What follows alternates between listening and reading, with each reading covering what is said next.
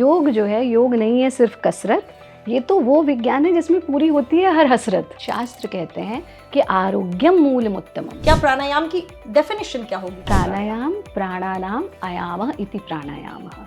सिर्फ सांस लेना छोड़ना सांसायाम है। ध्यान क्या है? ध्यान सब कुछ है। योग में ध्यान वो प्रक्रिया है जो आपको स्वतः विचारों से परे ले जाती है। तो क्या ये है कि महिलाएं गायत्री मंत्र नहीं पढ़ सकती? आप पहले तो आपकी संस्कृति में महिला पुरुष का कॉन्सेप्ट ही नहीं है, सिर्फ आत्मन का कॉन्सेप्ट है। पीरियड्स के टाइम पे महिलाएं जो है मंदिर नहीं जा सकती, पूजा पाठ नहीं कर सकती, इसको भी लेकर बहुत विवाद हो रहा है। महिलाओं का मुख्य कार्य एक समय पर क्या था? मंदिर की देखरेख और किचन की देखरेख, राइट? बट उस समय को याद करो जब मंदिर जंगलों से होकर के जाना पड़ता था, राइट? वाइल्ड एनिमल्स होते थे। वाइल्ड एनिमल्स क्या करते हैं? वो ब्लड को स्मेल करते हैं। तो महिला की प्रोटेक्शन के लिए ये नियम बनाया गया कि वो जंगल से होकर के मंदिर ना जाए। जिन्होंने लेट शादी किया उनको कंसीविंग में दिक्कत हो रही है, नहीं कंसीव कर पा रहे, तो क्या योग उनको हेल्प करेगा? एब्सोल्युटली, योग ही करेगा। क्या जिन लोगों को अगर किसी को डर है कि कहीं मुझे हार्ट अटैक ना हो जाए, क्या कुछ ऐसा योग में बताया कि जो करें?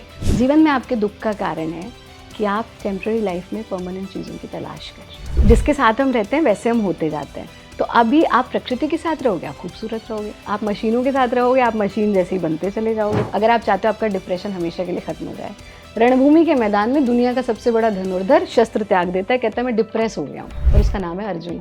और उसे श्री कृष्ण गीता का ज्ञान देते हैं और कहते हैं कि तस्मात् योगी भवः अर्जुन, राइट? तो गीता का अध्ययन, and we have seen amazing results. नमस्कार, मैं नेहा राजपूत आप सभी का एबीपी लाइव धर्मा लाइव पर स्वागत करती हूँ।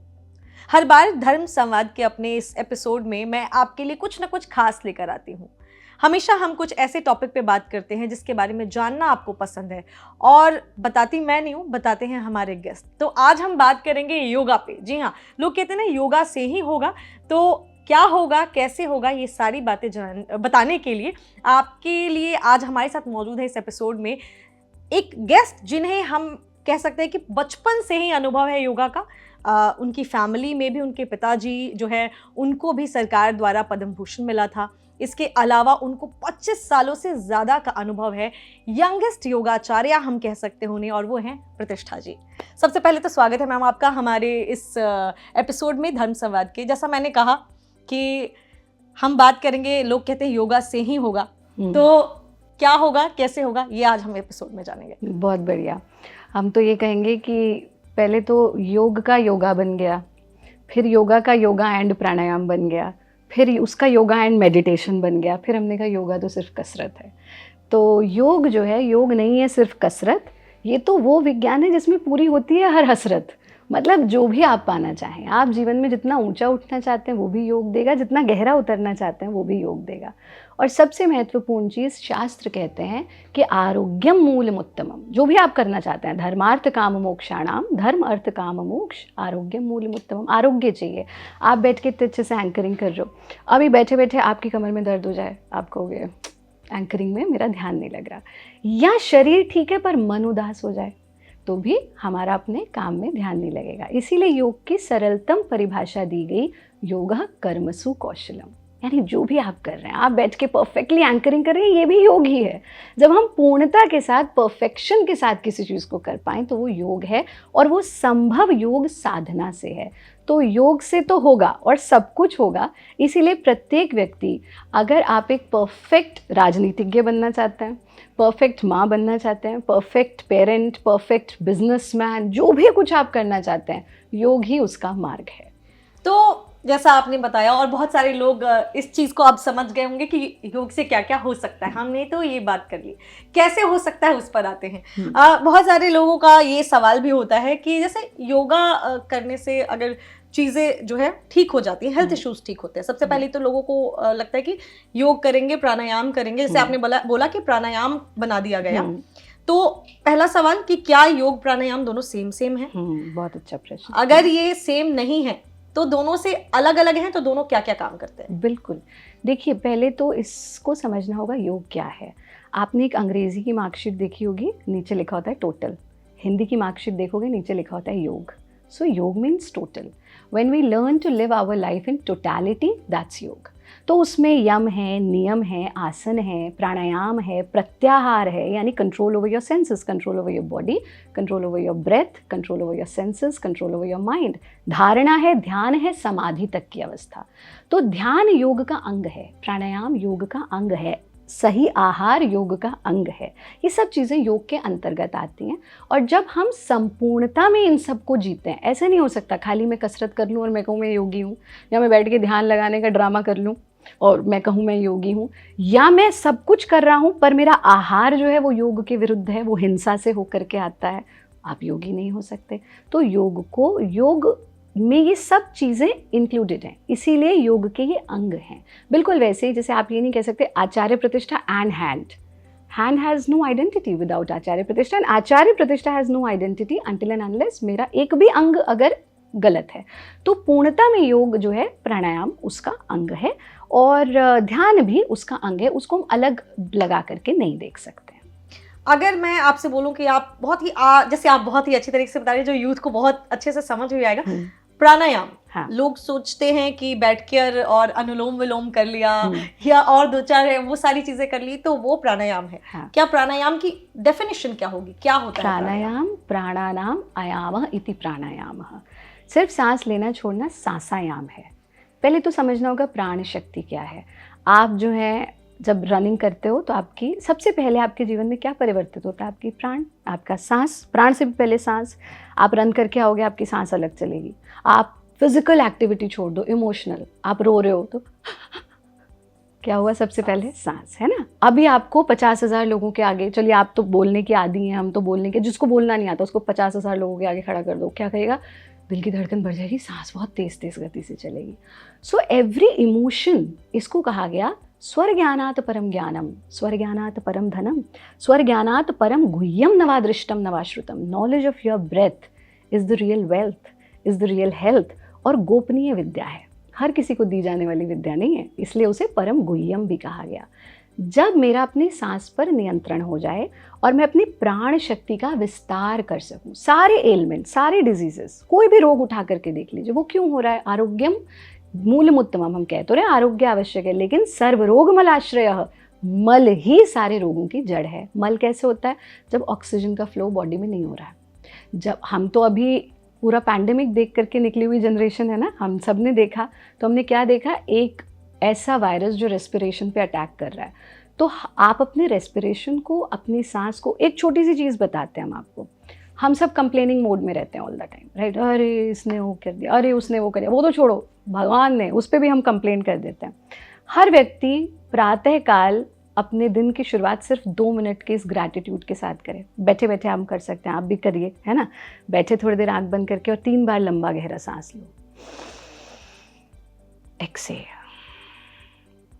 Again inhale, exhale. एक बार और लंबा गहरा सांस ले लीजिए, पूरा इनहेलेशन, एक्सहेलेशन, और मन में ये भाव, प्रभु आपका बहुत बहुत धन्यवाद इस सांस के लिए, आपका बहुत बहुत धन्यवाद इस हृदय की धड़कन के लिए, आपका बहुत बहुत धन्यवाद इस जीवन के लिए। आज न जाने कितने लोगों के पास नहीं रहा, मेरे पास है। आया परिवर्तन? हाँ। सो हम कंप्लेनिंग मोड से ग्रैटिट्यूड मोड में आते हैं। तो आपका सांस ही तो जीवन है। तो प्राणायाम बहुत तरह के होते हैं, बट उसकी डेफिनेशन ये है जब मैं प्राण शक्ति का विस्तार करूं, विच मीन्स मैं अपनी लाइफ को एक्सपैंड कर रहा हूँ। जैसे कुत्ता होता है, श्वान, वो धीरे धीरे सांस लेता है, वो 13-14 साल जीता है ना। हाथी लंबा लंबा सांस लेता है तो 100 साल जीता है। कछुआ और गहरा सांस लेता है, वो और कई 100 साल जीता है। तो मनुष्य के लिए कहा गया जीवेत शरदः शतम्। परमात्मा कह रहे हैं 100 वर्ष तो मैंने तुझे दिए हैं। अब ये निर्भर करता है कि तू 21 साल में भूतपूर्व हो जाता है, और ये अच्छे खासे थे, कल दफ्तर से गए और सुबह उठे ही नहीं है, या तू 100 वर्ष पूरे जीता है और स्वस्थ होकर के जीता है। ये हमारी योग साधना पर और जीवन शैली पर निर्भर करता है। एक जो आपने चीज़ बोली उससे मेरे दिमाग में एक सवाल आ रहा है कि क्या अगर हम अपनी सांसों को कंट्रोल करें, यानी कि कंट्रोल मतलब जैसे आपने कहा लंबी सांसें, तो अगर कोई इंसान लंबी सांस लेता है तो क्या उसके कुछ हेल्थ इश्यूज भी ठीक होंगे या वो फिट रहेगा? ऑक्सीजन का फ्लो बढ़ेगा। आप तो चलिए और छोड़ दीजिए, आपका तो यूथ प्रोग्राम देखता है ना, तो क्या चाहते हैं यंगस्टर्स? हम खूबसूरत दिखें, हमारी स्किन ग्लो करे। उसके लिए आप क्या कर रहे हो? आप आर्टिफिशियल कॉस्मेटिक्स अप्लाई कर रहे हो, राइट? अभी जो फिल्म स्टार्स हैं वो क्या करते हैं? वो ऑक्सीजन थेरेपी ले रहे हैं, व्हाट इज़ ऑक्सीजन थेरेपी? आप शरीर में ऑक्सीजन की मात्रा को बढ़ा रहे हो। बस अंतर यह है, आप उसे आर्टिफिशियली ले रहे हो, हम उसे नेचुरली ले रहे हैं। इसलिए आप देखना, योगी हमेशा अपनी उम्र से छोटा दिखेगा, योगी की त्वचा दमकेगी, योगी को आर्टिफिशियल मेकअप नहीं लगाना पड़ेगा। हम तो 45 टीवी शोज़ कर चुके हैं and I have never applied any makeup, never ever. आपको ज़रूरत नहीं है। तो आपके जो जितनी भी ब्लॉकेजेस हैं वो खुलती जाती हैं। आपको नर्वस सिस्टम से जुड़ी प्रॉब्लम है, कार्डियोवास्कुलर सिस्टम से जुड़ी प्रॉब्लम है, आपको तनाव है, डिप्रेशन है, एंग्जाइटी है, आप सब कुछ अपने सांस के प्रवाह से ठीक कर सकते हो। ये ऐसा विज्ञान है। तो अगर ये तो आपकी बात सुन के बहुत सारे लोग ये क्वेश्चन लिखेंगे और मैं आपके लिए सवाल भी पूछ देती हूँ। अगर चेहरा ग्लो करवाना है, चाहते हैं कम कॉस्मेटिक यूज करें, हाँ। जो फीमेल है या मेल भी, दोनों आजकल अभी सब फेयरनेस क्रीम लगा रहे हर हैं, कोई भाई लोग भी लगा रहे हैं। तो अगर कोई चाहता है कि जैसे वो अपनी सांस को, क्योंकि इसको हेल्थ को भी ठीक करेगा और उसको ब्यूटीफुल भी बनाएगा, अट्रैक्टिव भी बनाएगा, तो किस तरीके से उसको ये करना चाहिए? देखिए, सौंदर्य जो है ना वो भीतर होता है और बाहर तो सिर्फ झलकता है। हमें लगता है हम ऐसे हैवी लाइट से और मेकअप लगा के बाहर तो चमक सकते हैं, बट अंदर अगर हम ठीक नहीं है तो जब मेकअप उतारोगे तो हम बुरे लगेंगे। तो बहुत सरल से काम, एक काम तो हर व्यक्ति को करना चाहिए, क्योंकि बहुत विस्तार में तो नहीं बताऊंगी समय सीमा का ध्यान रखते हुए, लेकिन पहली चीज़ मुक्त हास। हमने हंसना छोड़ दिया। कितने लोग दिन में दिल खोल करके हंसते हैं? तो एक सरल सा काम, पेट को ढीला छोड़ना है, सीने को ढीला छोड़ना है, दोनों हाथों को खोल करके इतना हर कोई कर सकता है। खुलकर हंसना। आप देखोगे एकदम आपकी सांस खुल जाएगी, लंग्स की कैपेसिटी बढ़ जाएगी, ब्लड का फ्लो चेहरे की तरफ आएगा। दूसरी चीज़, जब समय मिले, जो हमने ये आपको बताया, लंबा गहरा सांस लिया और सांस के प्रति धन्यवाद का भाव। सी, एवरीबडी इज ब्रीदिंग। आप जब से पैदा हुए हो वो सांस ले रहे हो, बट सच बताओ आपको कितनी बार ये याद आता है आप सांस ले रहे हो? राइट? नहीं आता। अभी कोई बर्थडे पार्टी होती है, कोई गिफ्ट आता है, हम लिखते हैं, बिकॉज रिटर्न गिफ्ट देना है ना, शादी होती है हम लिखते हैं, लेकिन सबसे बड़ा तोहफा जो परमात्मा ने दिया आप उसे काउंट भी नहीं करते हो। काउंट तो छोड़ो, आप रिटर्न तो कर ही नहीं सकते हो, आप उसके बारे में कभी ग्रैटिट्यूड भी नहीं रखते हो। So we are complaining all the time. But वहीं जब आप ब्रेथ अवेयरनेस भारत योग की एक ऐसी चीज़ है जिसमें हम सांस के प्रवाह को अनुभव करते हैं, and we also have the capacity to divert it. हमारे शरीर में प्राण जो है वो ऊर्जा है, वो विद्युत ऊर्जा है शरीर की। उसका जब हम विस्तार करते जाते हैं तो त्वचा ग्लो करती है, तो हम खुश रहते हैं, आपको नींद अच्छी आती है। आज मनुष्य का ना उठने का समय ना सोने का समय। अभी पीछे एक मीडिया हाउस में हमारा इंटरव्यू था, तो एक यंग सा बच्चा था, तो उसने पूछा, गुरुजी आप कितने बजे उठती हैं? तो हमने कहा हम 4 बजे उठते हैं सुबह। हाँ, मैं तो उतने बजे सोने जाता हूँ। राइट? तो आपने प्राकृतिक जीवन शैली को परिवर्तित कर दिया है। योगी लोगों ने भी कर दिया है, जिन्हें आप समझते हैं योगी हैं, क्योंकि इतना तामझाम है, उसको संभालने की जिम्मेदारियां हैं। फिर लोग क्या कहेंगे, अच्छा वो तो योगी हैं, फिर उनके साथ ऐसा क्यों हो रहा है? इसलिए हो रहा है कि हम दिखाने के लिए तो कुछ भी हो सकते हैं, बट हम अंतःकरण से वो हैं या नहीं। योगी कभी भी दुखी नहीं हो सकता, योगी कभी भी रोगी नहीं हो सकता, योगी को कभी भी कोई भी डिजीज नहीं हो सकता अगर वो सही मायने में योगी है, यानी वो आचरण में भी योग को अपना रहा है। योग से बड़ा अध्यात्म कोई नहीं है। देखिए, अध्यात्म की जो डेफिनेशन है ना, अधि जमा आत्म, मैं अपने आत्म को उन्नत करूं, to raise your self, what I am today, what I become tomorrow. Right? और योग की परिभाषा क्या है? संयोगो योग इत्युक्तो जीवात्म परमात्मनो, आत्म से परम आत्म की यात्रा। क्या हुआ आत्म से परम आत्म की यात्रा? Raising your self. तो योग ही अध्यात्म है, बट हमने वही ना आसन बना दिया, खाली प्राणायाम बना दिया, अध्यात्म अलग कर दिया। योग को समग्रता में जियोगे तभी आप आध्यात्मिक हो सकते हैं, वरना वो संभव नहीं है। ये आपने एकदम सही बात बोली। मतलब जहां दिमाग में आया एक वर्ड योग, लोगों को बस लगता है अनुलोम विलोम, वो कसरत, ये बस इतनी ही बातें पता है। चलो, आपने अनुलोम विलोम तो कहा, कहते हैं अनुलोम शुलोम और कपाल भारती तो कर लेते हैं, आगे का बता दीजिए। तो यही लोगों को चीजें पता ही होती, लेकिन अच्छा क्या आपने बताया। अब हम आ जाते हैं ध्यान पे। प्राणायाम को आपने बहुत ही अच्छी तरीके से समझाया। कोई सवाल है लिखिए आप कमेंट सेक्शन में, लेकिन अब हम ध्यान की तरफ आते हैं, क्योंकि कॉन्सेप्ट क्लियर होना जरूरी है। ध्यान क्या है? ध्यान सब कुछ है। अगर आप अभी ध्यान न लगाओ, आप इंटरव्यू नहीं कर सकते हो। राइट? ध्यान लगाने के लिए क्या करना चाहिए? हाँ, उसकी टेक्निक्स हैं, बहुत सारी टेक्निक्स हैं, बट ध्यान की परिभाषा बहुत सरल है। एक आम दिन में एक आम मनुष्य के भीतर 70 से 75 हज़ार विचार आते हैं। ये मैं नहीं कह रही, ये विज्ञान कहता है। योग जो है ना, योग, भारत योग क्या है? भारत योग हमारा पारंपरिक योग with a spiritual and scientific approach, क्योंकि रोग भी तो चेंज हो रहे हैं ना, शरीर भी तो चेंज हो रहा है ना, तभी हमने बहुत सारे शोध किए, हमने बहुत भारत योग में हमने पहला Covid management and prevention protocol दिया, जिसकी पहली प्रति हमें राष्ट्रपति जी को देने का सौभाग्य प्राप्त हुआ। तब तक वैक्सीन नहीं थी, तब तक दवा नहीं थी उसकी, राइट? हमने वहाँ भी हीलिंग्स की। तो जब हम ध्यान की बात करते हैं, तो जब हम विद्यार्थी जीवन में थे, when I was a student, so I read yoga is a state of no thought. रट लिया भाई, एग्जाम भी दे दिए, फर्स्ट भी आ गए, फिर बैठे और सोच रहे मुझे कुछ नहीं सोचना, मुझे कुछ नहीं सोचना, मुझे कुछ नहीं सोचना। एंड देन आई रियलाइज्ड मुझे कुछ नहीं सोचना is again a thought, right? तो योग निर्विचार स्थिति नहीं है, योग नो थॉट स्टेट नहीं है। योग में ध्यान वो प्रक्रिया है जो आपको स्वतः विचारों से परे ले जाती है। जैसे विज्ञान कहता है 70 से 75 हज़ार विचार हैं, फिर आप जिन परिस्थिति में रहते हो ना, आप उन्हीं थॉट्स के बारे में सोचते रहते हो। आप ऑफिस में हो तो आप ऑफिस का सोच रहे हो, घर आके भी वही सोच रहे हो, रिलेशनशिप में प्रॉब्लम है आप उसी को सोच रहे हो। तो जब आप सोने जाते हैं तो आपका शरीर सो जाता है, पर आपका मन बेचारा कभी नहीं सोता, वो एक कांस्टेंट चैटर चल रहा है थॉट्स का। ध्यान उस कांस्टेंट चैटर को, आपके मन को, आपके माइंड को थोड़ा सा सुलाने का तरीका है, थोड़ा सा रिलैक्स करने का तरीका है। आपने देखा, आप 8 घंटे सो के भी उठते हो, जबकि विज्ञान कहता है 8 hours of sleep is enough. आप 8 घंटे सो के भी जब आप उठते हो, यू आर नॉट फ्रेश। आपने जीवन में कभी ना कभी ज़रूर अनुभव किया होगा, है ना? लेकिन कभी कभी गाड़ी में बैठे बैठे आप किसी शूट के लिए जा रहे हो, आधे घंटे का 20 मिनट का nap, and you are instantly fresh. So that means quality of sleep is important then quantity of sleep. तो जब आप ध्यान की अवस्था में होते हो, तब आप अपने माइंड को सुला पाते हो। So there is no thought at all. But ये सोच के करोगे कि नो थॉट, जितना तुम्हें भुलाना चाहती उतना और करीब आ जाती। जिस थॉट को हटाओगे वो और परेशान करेगा, राइट? तो हमें थॉट नहीं हटाना होता, उसकी प्रैक्टिसेस होती हैं, प्रक्रिया है जिसमें हम धीरे धीरे निर्विचार स्थिति में जाते हैं। फिर आपको, हमारे जो पूर्व राष्ट्रपति थे कलाम साहब, उन्होंने ये टेक्निक हमारे भारत योग से, हमारे पूज्य पिताजी से सीखी थी। और उसका कारण यही था, उनके पास टाइम नहीं था। He couldn't sleep for 7-8 hours. वो तो 3-3.5 घंटा सोते थे। गुरुदेव भी 3-3.5 घंटा सोते हैं, हम भी 4-4.5 घंटा सोते हैं। बट ज़रूरत नहीं लगती उससे ज़्यादा, क्योंकि हमारे पास एक रिलैक्सेशन मैकेनिज्म है। एंड आई फर्मली बिलीव अगर ये हर व्यक्ति को आ जाए तो आप कितनी अपनी प्रोडक्टिविटी को बढ़ाएंगे, है ना?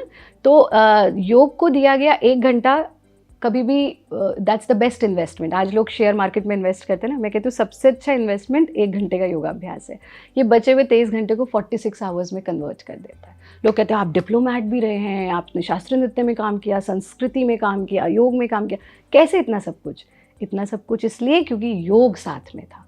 तो आप जीवन में अपने टाइम को बहुत अधिक यूटिलाइज कर सकते हैं। बहुत ही सारी चीज़ें अभी मुझे सीखने को, और दिमाग में बहुत सारे क्वेश्चन है, लेकिन कह रहे हैं ना एक एक करके चलते हैं। हमने, जैसे आपने बोला कि ध्यान निर्विचार जो है, अपने स्टेट ऑफ माइंड अपना ऐसे रखिए कि कुछ मत सोचिए, लेकिन ये पॉसिबल भी नहीं है।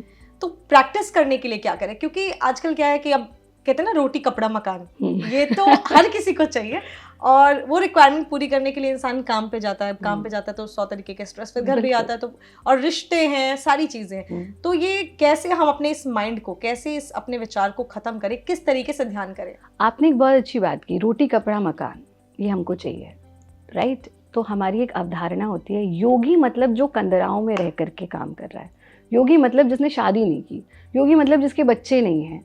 पर पहले तो ये अवधारणा ही गलत है। कंदराओं में रहकर कोई भी योगी हो जाएगा। योगी मतलब भगौड़ा नहीं होता, साफ शब्दों में कहूँ तो। आपकी संस्कृति, आपकी योग की संस्कृति महादेव से शुरू होती है, उनसे बड़ा गृहस्थी कोई नहीं है।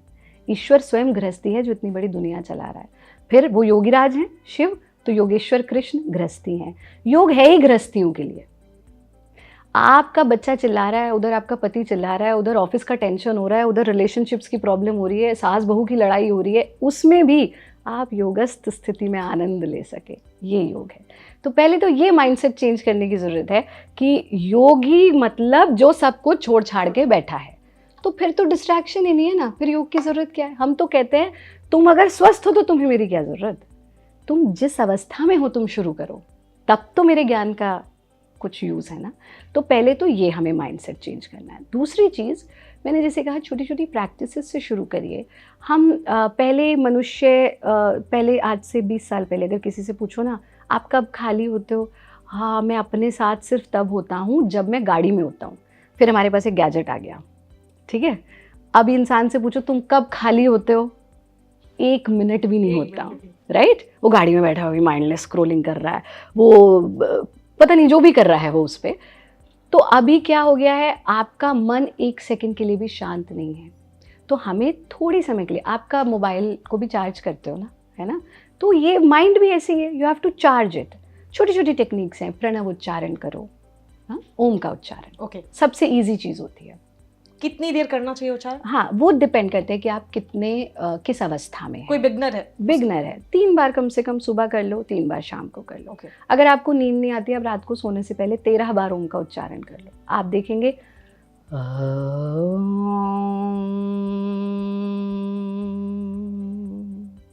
पेट से लेके खोपड़ी तक सारा सिस्टम, आपका पूरा एंडोक्राइन सिस्टम, नर्वस सिस्टम पूरा काम में आ गया, पूरी एक्टिविटी हो गई इतना सा करके, ठीक है। दूसरी चीज़ आप क्या करिए, ब्रेथ अवेयरनेस। बाहर कहीं ध्यान लगाने से अच्छा अपने सांस पे ध्यान लगाओ। फिर एक बहुत सरल तरीका होता है जाप, आप जाप करिए। बट अभी तो दुर्भाग्य ये हो गया कि ऐसे ऐसे लोग, धर्म के भी तो ठेकेदार बन गए ना, नहीं महिलाओं को गायत्री मंत्र का जाप नहीं करना, महिलाएं ओम का उच्चारण ना करें। कोई पूछे कहाँ, आप एक जगह तो बताइए जहाँ तो शास्त्र क्या में। ये है कि महिलाएं गायत्री मंत्र नहीं पढ़ सकती? आपकी संस्कृति में, पहले तो आपकी संस्कृति में महिला पुरुष का कॉन्सेप्ट ही नहीं है, सिर्फ आत्मन का कॉन्सेप्ट है। So there is nothing like a male and female. ये आपके धर्म में, सनातन संस्कृति में नहीं है। आपको जहां भी कहा गया आत्मा के रूप में देखा गया है, वहां जेंडर, वो आप तो वो संस्कृति है जो अर्धनारीश्वर की संस्कृति है। मतलब सोचिए, विज्ञान आज कहता है left side of your body is feminine energy, right side of your body is masculine energy. आप ये कब से मान रहे हो अर्धनारीश्वर को? अर्धनारीश्वर। शिव क्या है? अर्धनारीश्वर। आप इसे शुरू से, आज विज्ञान कहता है जो वूम्ब होता है, बच्चा जो होता है माँ के वूम्ब में, वो एक समय तक कोई जेंडर नहीं होता। Every womb is a female, then it converts into a male. आप ये बात कब से मान रहे हो? आरंभ से। आप तो वैज्ञानिक रूप में बहुत मॉडर्न संस्कृति हम शुरू से रहे हैं। अब ये धकियानूसी बातें लेकर के आना, महिलाओं को ये अलाउड नहीं है, महिलाओं को वो अलाउड नहीं है, क्योंकि शायद समाज महिला को रूल करते हुए देख नहीं सकता। ये दुखद दुर्भाग्यपूर्ण है, पर है। अब वहाँ गायत्री मंत्र, नाम क्या है? गायत्री। हाँ, ये एक इतनी बड़ी साजिश है। मैं अगर गायत्री मंत्र नहीं बोलूँगी तो मेरे बच्चे को गायत्री मंत्र कभी नहीं आएगा, क्योंकि संस्कारों का बीजारोपण माँ करती है, पिता नहीं करता है। पिता का कर्तव्य है घर चलाना, माँ का कर्तव्य है बीजारोपण करना संस्कारों का। बच्चा माँ से सीखता है। अगर मुझे गायत्री मंत्र नहीं आता, मेरे बच्चे को नहीं आएगा, मेरे बच्चे को नहीं आएगा, वो संस्कृति खत्म हो जाएगी। Very simple. सो ये तो एक पूरी सोची समझी साजिश चल रही है ना कि महिलाएं गायत्री मंत्र ना करें। अभी इसी से हम वाद विवाद जो है चल रहा था, फिर नई चीज आ गई, महिलाएं ओम का उच्चारण ना करें। मतलब ये बहुत ही दुर्भाग्यपूर्ण बातें हैं। गायत्री मंत्र जोर से मत बोलो, क्यों मत बोलो? तो हर मैक्सिमम मंत्रों की शुरुआत ही ओम से होती है। ओम है परम पिता का नाम, ओम है मुक्ति का धाम। आप चाहते महिला मुक्ति ना हो? ये अगर सोच है तो बहुत छोटी सोच है। ओम से बढ़कर, और ये तो वैज्ञानिक ध्वनि है भाई, और इसीलिए आपकी संस्कृति में इसे जोड़ा गया। आप योगाभ्यास करोगे 3 बार, पहले क्लास शुरू होने से पहले लास्ट में 3 बार हो गया। आप कोई भी पूजा करें, आप यज्ञ कर रहे हैं, आप अर्चना कर रहे हैं, आप कोई मंत्र बोल रहे हैं, दैट बिगिंस विद ओम। तो ये एक बहुत ही प्लान्ड एजेंडा के रूप में मैं इसे देखती हूँ, आपकी संस्कृति को ख़त्म करने का। और महिलाओं को इस ट्रैप में बिल्कुल भी नहीं फंसना चाहिए, पुरुष भाइयों को भी नहीं। हम धर्म के नाम पे डराने का जो काम करते हैं ना, आपका धर्म में डर है ही नहीं। वो कह रहे परमात्मा से भी डर मत, उससे प्रेम कर। ये भक्ति का मार्ग, ये प्रेम का मार्ग है। बहुत ही अच्छी बात। इससे थोड़ा सा शायद ये हम टॉपिक से हट जाएं, योग से हम हट के कुछ और, लेकिन हाँ, आप जैसे आप हर चीज़ में जानकारी रखते हैं और साइंस की भी हम बात करें, और हम बात करें कि जैसे महिलाओं पर रोक की, तो एक और आजकल वीडियो वायरल हुई है, मैं यहाँ नाम नहीं लूंगी, लेकिन मैक्सिमम लोगों को पता है कि पीरियड्स को लेकर और मंदिरों को लेकर जो जोड़ा जा रहा है कि पीरियड्स के टाइम पे महिलाएं जो है मंदिर नहीं जा सकती, पूजा पाठ नहीं कर सकती। इसको भी लेकर बहुत विवाद हो रहा है। अगर आप इस पर थोड़ा सा, अगर हमारे व्यूअर को पता है, क्योंकि यंगस्टर अगर आज यंग जान जाएगा तो शायद हमारे जेनजी जो है वो अगर नॉलेजेबल होंगे तो जेन एक्स और जो भी आगे आएंगे सब को पता होगी, तो आप उनके लिए क्या कहना देखो, चाहेंगे? मैंने आपको आरंभ में कहा कि आपकी संस्कृति विज्ञान की संस्कृति है, सनातन विज्ञान ही है ना। सनातन का अर्थ है जो जातस्य हि ध्रुवम मृत्यु ध्रुवम जन्म मृतस्य च, आत्मा न मरती है न जन्म लेती है, इसलिए वो सनातन है। और आप उस कॉन्सेप्ट को मानते हैं। अभी कहते हैं हम तो सनातन है ना, तो हमारा कोई बिगाड़ नहीं सकता कुछ। नहीं, आप पालन नहीं करेंगे, आप भी लुप्त हो जाएंगे बाकियों की तरह। वो सनातन इसलिए क्योंकि आप आत्मन के कॉन्सेप्ट को मानने वाली संस्कृति है। जब भी आप ये इसको लेकर के, हमने तो बहुत सालों से इस पे कई हमारे इंटरव्यूज़ हैं। महिलाओं का मुख्य कार्य एक समय पर क्या था? मंदिर की देखरेख और किचन की देखरेख, राइट। 3 दिन की ऐसी अवस्था जहां आप ब्लीड कर रहे हैं, जहां आपको बॉडी की वीकनेस है, वहां क्या प्रावधान किया गया? चलो इनको थोड़ा रेस्ट देते हैं। So that was given you as a liberty, not as a बंदिश, ठीक है। आपने उस रेस्टिंग पीरियड को एक जनरेशन तक एंजॉय किया, फिर आपने क्या कहना शुरू कर दिया? देखो देखो, महिलाओं के अगेंस्ट है ये। आपको ही देखना होगा, आप 100 साल पुरानी, 5000 साल पुरानी संस्कृति नहीं हो, आप एक बहुत पुरानी सिविलाइजेशन है जिसमें चीज़ें समय के साथ साथ परिवर्तित होती गई। फिर उस वक्त आप आज के परिवेश में देख रहे हो, मेट्रो सिटीज़ हैं, बड़ी बड़ी बिल्डिंग्स हैं, बट उस समय को याद करो जब मंदिर जंगलों से होकर के जाना पड़ता था, राइट। वाइल्ड एनिमल्स होते थे। वाइल्ड एनिमल्स क्या करते हैं? वो ब्लड को स्मेल करते हैं। तो महिला की प्रोटेक्शन के लिए नियम बनाया गया कि वो जंगल से होकर के मंदिर ना जाए, इसलिए मंदिर नहीं जाना, मंदिर का काम ना करे, किचन का काम ना करे, 3 दिन रेस्ट दे। आप कहोगे, हम कहते हैं फर्स्ट 3 डेज आपको योगाभ्यास नहीं करना चाहिए। आप कहोगे आप तो जेंडर बायस हो गई हैं, लेकिन ये तो विज्ञान कह रहा है कि अच्छा, पहले मतलब 3 हम दिन पीरियड्स में पहले 3 दिन योगाभ्यास नहीं करना नहीं चाहिए। बिकॉज अब उसका दूसरा रीज़न क्या है? ये तो मंदिर और किचन की बात हुई। दूसरी चीज़, आप अगर ब्लड डोनेट भी करते हो ना, डॉक्टर भी आपको कहेगा 3 महीने आप दोबारा ब्लड डोनेट नहीं करो, but here you are bleeding every month. You don't realize because it is a natural process. You don't realize, no, I don't feel weakness. But जो वैज्ञानिक है वो तो वैज्ञानिक ही है ना। जब आप, फिर हमारी प्राण शक्ति होती है। सो कभी भी जब 5 प्राण होते हैं हमारे शरीर में, प्राण, अपान, व्यान, उदान, समान, वो 5 डायरेक्शंस में चलते हैं। तो हमारा जो लोअर प्राण है वो ज़्यादा एक्टिव होता है जब हम ब्लीड करते हैं या हम पीरियड्स में होते हैं। इसलिए कोई भी ऐसी एक्टिविटी जो हमारी प्राण शक्ति को ऊपर की ओर लेकर के आए, जैसे कि फॉरवर्ड बेंडिंग, बैकवर्ड बेंडिंग, ऐसा अभ्यास जिसमें स्पिरिचुअली ऑल्सो, मैं मंत्र जाप कर रहा हूँ, मैं यज्ञ कर रहा हूँ, मैं पूजा पाठ कर रहा हूँ, मेडिटेट कर रहा हूँ, तो हमारी एनर्जीज अपवर्ड होंगी। Then what happens? Contradiction of energy, that affects in poor health. तो इसलिए ये प्रावधान बनाए गए, इसमें कोई भी जेंडर बायस नहीं है। अब वहाँ तुम युद्ध शुरू कर दोगे, नहीं एक पक्ष तो कह रहा है ये होना चाहिए, एक पक्ष कह रहा है नहीं होना चाहिए। हम उसकी जड़ को तो समझ नहीं रहे कि वो किस रूप में आया था। और फिर ये तो उसका रीज़न था। फिर क्या होता है? धीरे धीरे वो परंपराएं बनती जाती हैं। परंपरा को जब भी तुम तोड़ने की कोशिश करोगे, 4 लोग खड़े हो जाएंगे कि नहीं ये गलत है ना। हमने उसके विज्ञान को समझा, वैज्ञानिक रूप से इट इज़ नॉट रिकमेंडेड। फिर एक घर है, आपका घर है, आपने अपने घर के नियम बना रखे हैं, मुझे क्या ज़रूरत पड़ी है मैं आपके घर के नियम तोड़ूं? राइट और रॉन्ग? हर किसी के अपने नियम है ना। तो एक मंदिर है, वहाँ के पंडित ने, वहाँ के पुजारी ने एक नियम बनाया है वहाँ का, वो वहाँ पे वो बैठा हुआ है ना, वो देख रेख कर रहा है। आप अपने घर पे कर लो आपको जो करना है। तो अननेसेसरीली हम कॉन्फ्लिक्ट में क्यों पढ़ना चाहते हैं? Maybe we want to create controversy, और maybe we are so, अभी हमें इतनी समझ नहीं है, बहुत सी चीज़ें आयु के साथ समझ में आती हैं। तो उसका वैज्ञानिक पक्ष तो यही है, बाकी उस पर आप कितनी भी डिबेट करते रहिए आगे। तो यानी कि अगर हम जितने भी लोग ये डाउट में थे, जितनी फीमेल या मेल या जितने भी लोग इस वीडियो को देख रहे होंगे, मैं आप सभी से एक चीज़ कहना चाहूँगी कि जो लोग सवाल पूछते थे कि क्या गायत्री मंत्र नहीं पढ़ना चाहिए लड़कियों को, या पीरियड्स वाली जो लड़ाई आप देख रहे होगे सोशल मीडिया पे, आज बहुत ही अच्छी तरीके से साइंटिफिकली आपको बता दिया गया कि क्या सही है क्या गलत है। अब क्या लेना है आपको? अच्छी बात लेनी है, आपको उस लड़ाई पर जाकर, डिबेट पर जाकर और उस वायरल वीडियो के नीचे कॉमेंट करना है कि हाँ मेरा पक्ष ये है। तो अगर पक्ष आपको बताना है तो यही पक्ष रखिएगा जो आपने यहाँ से सुना। अब हम आगे बढ़ते हैं। हमने क्लियर करना थोड़ा ज़रूरी होता है क्योंकि जो ऑडियंस है उनके डाउट्स क्लियर होने चाहिए। आ जाते हैं फिर से, क्योंकि ये इतना बड़ा टॉपिक है।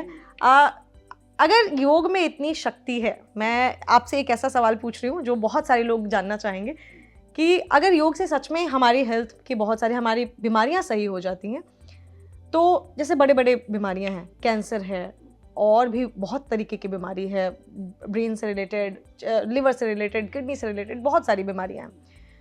अगर उसका कोर्स 6 महीने तक किसी को फॉर एग्जाम्पल किडनी की बीमारी हो गई, उसको 6 महीने का कोर्स कराया जा रहा है कि आप ये जो है दवाई खाओ। ऐसा कुछ योग का होता है कि आप योग का 6 महीने का दवाई से ठीक हो जाएगा या रिकवर करेगा, ये तो गारंटेड है। क्या योग भी ऐसे कमिटमेंट देता है कि मैं 6 महीने तक अगर आप ये योगाभ्यास करो तो इसको करने के बाद आप ठीक हो सकते हो? तो क्या ऐसा कुछ है? आपने एक वर्ड यूज किया, कमिटमेंट। कमिटमेंट मॉडर्न मेडिसिन भी नहीं देती है। ओके, कमिट कोई नहीं करेगा, डॉक्टर भी आपको ये नहीं कहेगा पक्के से मैं तुम्हें ठीक कर दूंगा, ये कोई नहीं कह सकता, क्योंकि मृत्यु किसी के हाथ में नहीं है। तो अभी तक तो कोई ऐसा बना नहीं जो ये कहे कि मैं इसकी मृत्यु को रोक दूंगा। तो क्या चांसेस है? हाँ, ये सच है कि yoga work as a prevention, but ये भी सच है कि yoga also work as a cure. पर उससे भी बड़ा सत्य ये है कि ये जो द्वंद्व है कि ये मॉडर्न मेडिसिन है और ये योग है और दोनों अलग हैं, तो आपको हम बता दें, भारत योग परंपरा में मोक्षायतन योग संस्थान में हमारे मैक्सिमम योग टीचर्स डॉक्टर्स हैं, मैक्सिमम, और शायद we are the only lineage जहाँ डॉक्टर्स आकर के योग सीखते हैं। तो हमने हमेशा दोनों को समान लेकर के चला है। जब कभी कभी वेग की स्थिति में जो मॉडर्न मेडिसिन की रिक्वायरमेंट है वो अपनी जगह बहुत महत्वपूर्ण है, बट योग के द्वारा आप जो जड़ से एक चीज़ को ख़त्म कर सकते हैं वो कभी भी दवा से नहीं हो सकता है। जैसे उदाहरण के रूप में blood pressure, right? So what is blood pressure? जब आपका ब्लड आपकी वेन्स में इतना थिक हो गया कि जा नहीं पा रहा, तो आपको क्या करना पड़ रहा है? एक्स्ट्रा पंप आपके हार्ट को लगाना पड़ रहा है, तो हम क्या कहते हैं? ब्लड प्रेशर बढ़ गया। जब हार्ट थक गया बेचारा पंप करते करते, वो स्लो हो जाता है, तो हम कहते हैं ब्लड प्रेशर लो हो गया। तो अब आप दवा खाते रहो ज़िंदगी भर, वो ब्लड जो है थिन होता रहेगा, लेकिन वो जो थिन होता जा रहा है उसके भी तो आफ्टर इफेक्ट्स होंगे जो हमको झेलने पड़ेंगे। बट वहीं अब तो हमारे जो डॉक्टर्स हैं वो भी इस बात को कहते हैं, आपको विश्वास नहीं होगा, हमारे तो कितने ऐसे डॉक्टर्स हैं वो कहते हैं मोक्षायतन योग संस्थान जाओ, नियमित रूप से योग करो, है ना? तो yoga is the solution to all problems, ऐसा बिल्कुल नहीं। बट अगेन, जैसा मैंने कहा, आप सिर्फ कसरत मान करके योग को नहीं करोगे। पहली चीज़ जो योग में सबसे महत्वपूर्ण है वो है mind training. See, we have been body trained through our life. जैसे मैं आपसे कहूँ हाथ उठाइए, आप उठा लेंगी, फिर खड़े हो जाओ, खड़े हो जाओगे। मैं आपसे कहूँ मुस्कुरा दो, आप मुस्कुरा भी दोगे। मैं आपको कहूँ दुखी हो जाओ, आप कहोगे हैं ऐसे कैसे, अभी तो मैं खुश हूँ। या मैं आपको कहूँ चलो खुश हो जाओ, ये कैसे? So your mind is ruling you. आप सारी चीज़ उठा लो, आपके गोलगप्पे खाने की ज़बान नहीं करती, मन करता है। आज मेरा मन कर रहा है गोलगप्पे खाने का, आज मेरा मन कर रहा है मूवी देखने का, आज मेरा मन कर रहा है टीवी देखने का, आज मेरा मन कर रहा है मैं शॉपिंग हुआ हूँ, आज मेरा मन कर रहा है मैं घूमने जाऊँ। So you are being ruled by your mind. Mind आपको क्या कह रहा है? तुम बीमार हो, तुम बीमार हो, तुम बीमार हो, तुम बीमार हो। आप क्या मान रहे हो? मैं बीमार हूँ, मैं बीमार हूँ। वहीं जब आप माइंड को ट्रेन कर लेते हो, आधी प्रॉब्लम आपकी माइंड ट्रेनिंग से जुड़ी हुई है। जैसे किसी घुटने दर्द वाले से मिलो, वो कभी आपसे खुश होकर नहीं मिलेगा, कहेगा, आप पूछो आप कैसे हो, बस कट रही है, थोड़ा घुटने बहुत दर्द है। So repeatedly you are talking about negativity, repeatedly. योग क्या कहता है? जब तुम्हारा मन, जैसे एक उदाहरण ले लो, पेट खराब हो जाता है ना, तो आप क्या करते हो? कभी देखा, आपको लग रहा है लूज मोशन हो रहा है, लूज मोशन हो रहा है, आपके यार दोस्त आते हैं घर पे, वो आपको कहते हैं चलना घूमने, देखते हैं। आप घूम फिर के आ गए, आपको मोशन हुआ ही नहीं रास्ते में। ऐसा कितनी बार होता है? Because your mind gets diverted. तो योग में आप शरीर के साथ साथ प्राण शक्ति को, मन को नियंत्रित करते हो, सही आहार लेते हो और पूर्ण जीवन शैली के रूप में उसे अपनाते हो, तब लाभ निश्चित रूप से 100% होता है। और कैंसर तक के पेशेंट्स में लाभ देखा गया है, ये अतिशोक्ति नहीं है।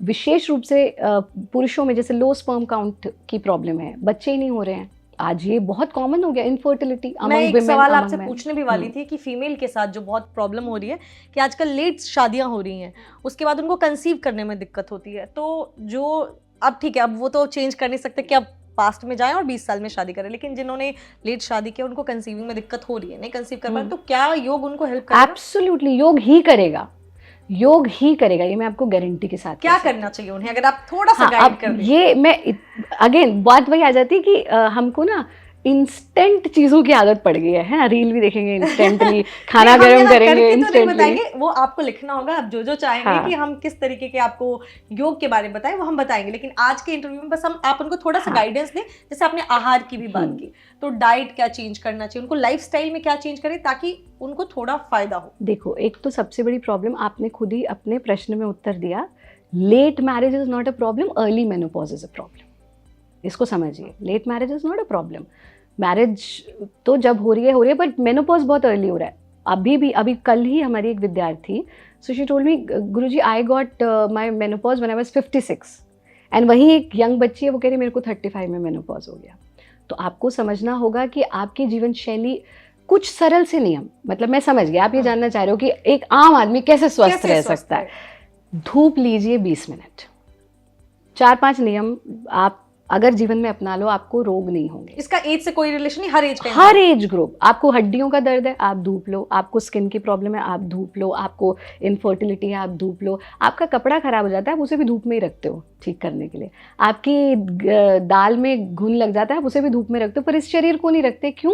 काले हो जाएंगे ना हम, है ना। जबकि मेरा तो भगवान भी काला ही है, लेकिन हम काले होने से डरते हैं। जेंडर दिस कलर बायस हम बहुत ज़्यादा है। तो 20 minutes of sunlight is the source of energy. सूर्य की किरणें ही जीवन है। अगर एक पौधे को भी नहीं मिलती, वो भी मर जाता है, बट आप अपने शरीर को नहीं रख रहे हो। सनलाइट लीजिए, एसी में कम बैठिए। एसी ने ऐसी की तैसी कर रखी है, ठीक है, तो जितना हो सकता है एसी को अवॉइड कीजिए, ठीक। तीसरी चीज़, दिन में 5 बार दिल खोल करके हंसिए, जो अभी हमने आपको दिखाया, अट्टहास। चौथी चीज़, निंदा रस से दूर रहिए। निंदा रस, नेगेटिविटी, किसी की बुराइयां करना। उस टाइम को हम ऑफिस में करते हैं ना, लंच टाइम में बॉस की बुराई, स्कूल या में किसी ने कुछ कह दिया, हाँ, उस वक्त क्या करो, ब्रेथ अवेयरनेस, ठीक है। और 5वीं चीज़, अपने आहार में 1 बोल वेजिटेबल्स रॉ, जिन्हें हम सलाद कहते हैं, और 1 बोल फ्रेश फ्रूट्स, ये अपनी डाइट में ज़रूर ऐड करो। छठी चीज़, पानी खूब पियो, ठीक है। 7वीं चीज़, हल्का सा कोई व्यायाम 20 मिनट्स तक आप कर लीजिए। आई थिंक ये हर व्यक्ति कर सकता है। आप इतना सा भी करोगे ना, और समय से सो, समय से जगो। प्रकृति ने आपके लिए एक विंडो दिया है, nature has made a window for you. हम अपने विंडोज़ बनाते जा रहे हैं। हर जीव जंतु अंधेरा होने के बाद सो जाता है, सूर्य उगने के बाद उठ जाता है। हम बिस्तर में पड़े सोते रहते हैं, और आप देखेंगे मैक्सिमम हार्ट अटैक्स सुबह उस वक्त होते हैं जब हमें उठना चाहिए, लेकिन हम पड़े सो रहे होते हैं।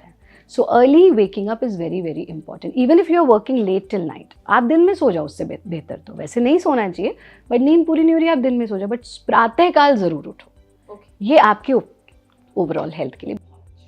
ये 6-7 चीज़ें बहुत ही आसान, और इसमें कोई जैसे आजकल लोग ना ये भी देखते हैं कि कोई आपको रेमेडी देता है तो उसमें पैसे लगते हैं। यहाँ तो पैसे भी नहीं लग रहे हैं भाई, फ्री में है, करो। हाँ, और आठवीं चीज़, वो जो मशीन है उससे थोड़ा दूर रहो। अभी आप जिस मशीन पे देख रहे हो वीडियो, देखो और तुरंत फोन रखो और उसके बाद चालू कर दो सारी चीजें करना। तो बहुत ही अच्छी आपने ये चीज़ बताई। एक हम बातों में अभी हमारी, आपने बोला कि हार्ट अटैक की बात की। आजकल एज नहीं देखता है, ये हार्ट अटैक जो नहीं, अटैक एज नहीं देखता, कभी भी आ जाता है, किसी को भी आ जा रहा है। क्या जिन लोगों को, अगर किसी को डर है कि कहीं मुझे हार्ट अटैक ना हो जाए, उनको एक हेल्दी लाइफ जीने के लिए, उनको इस डर से बचे रहने के लिए क्या कुछ ऐसा योग में बताया कि जो करें तो थोड़ा तो बचे रहेंगे? हृदय को, हमारे शरीर में चक्र होते हैं, तो हृदय से जो जुड़ा हुआ चक्र है ना, उसे अनाहत चक्र कहा गया।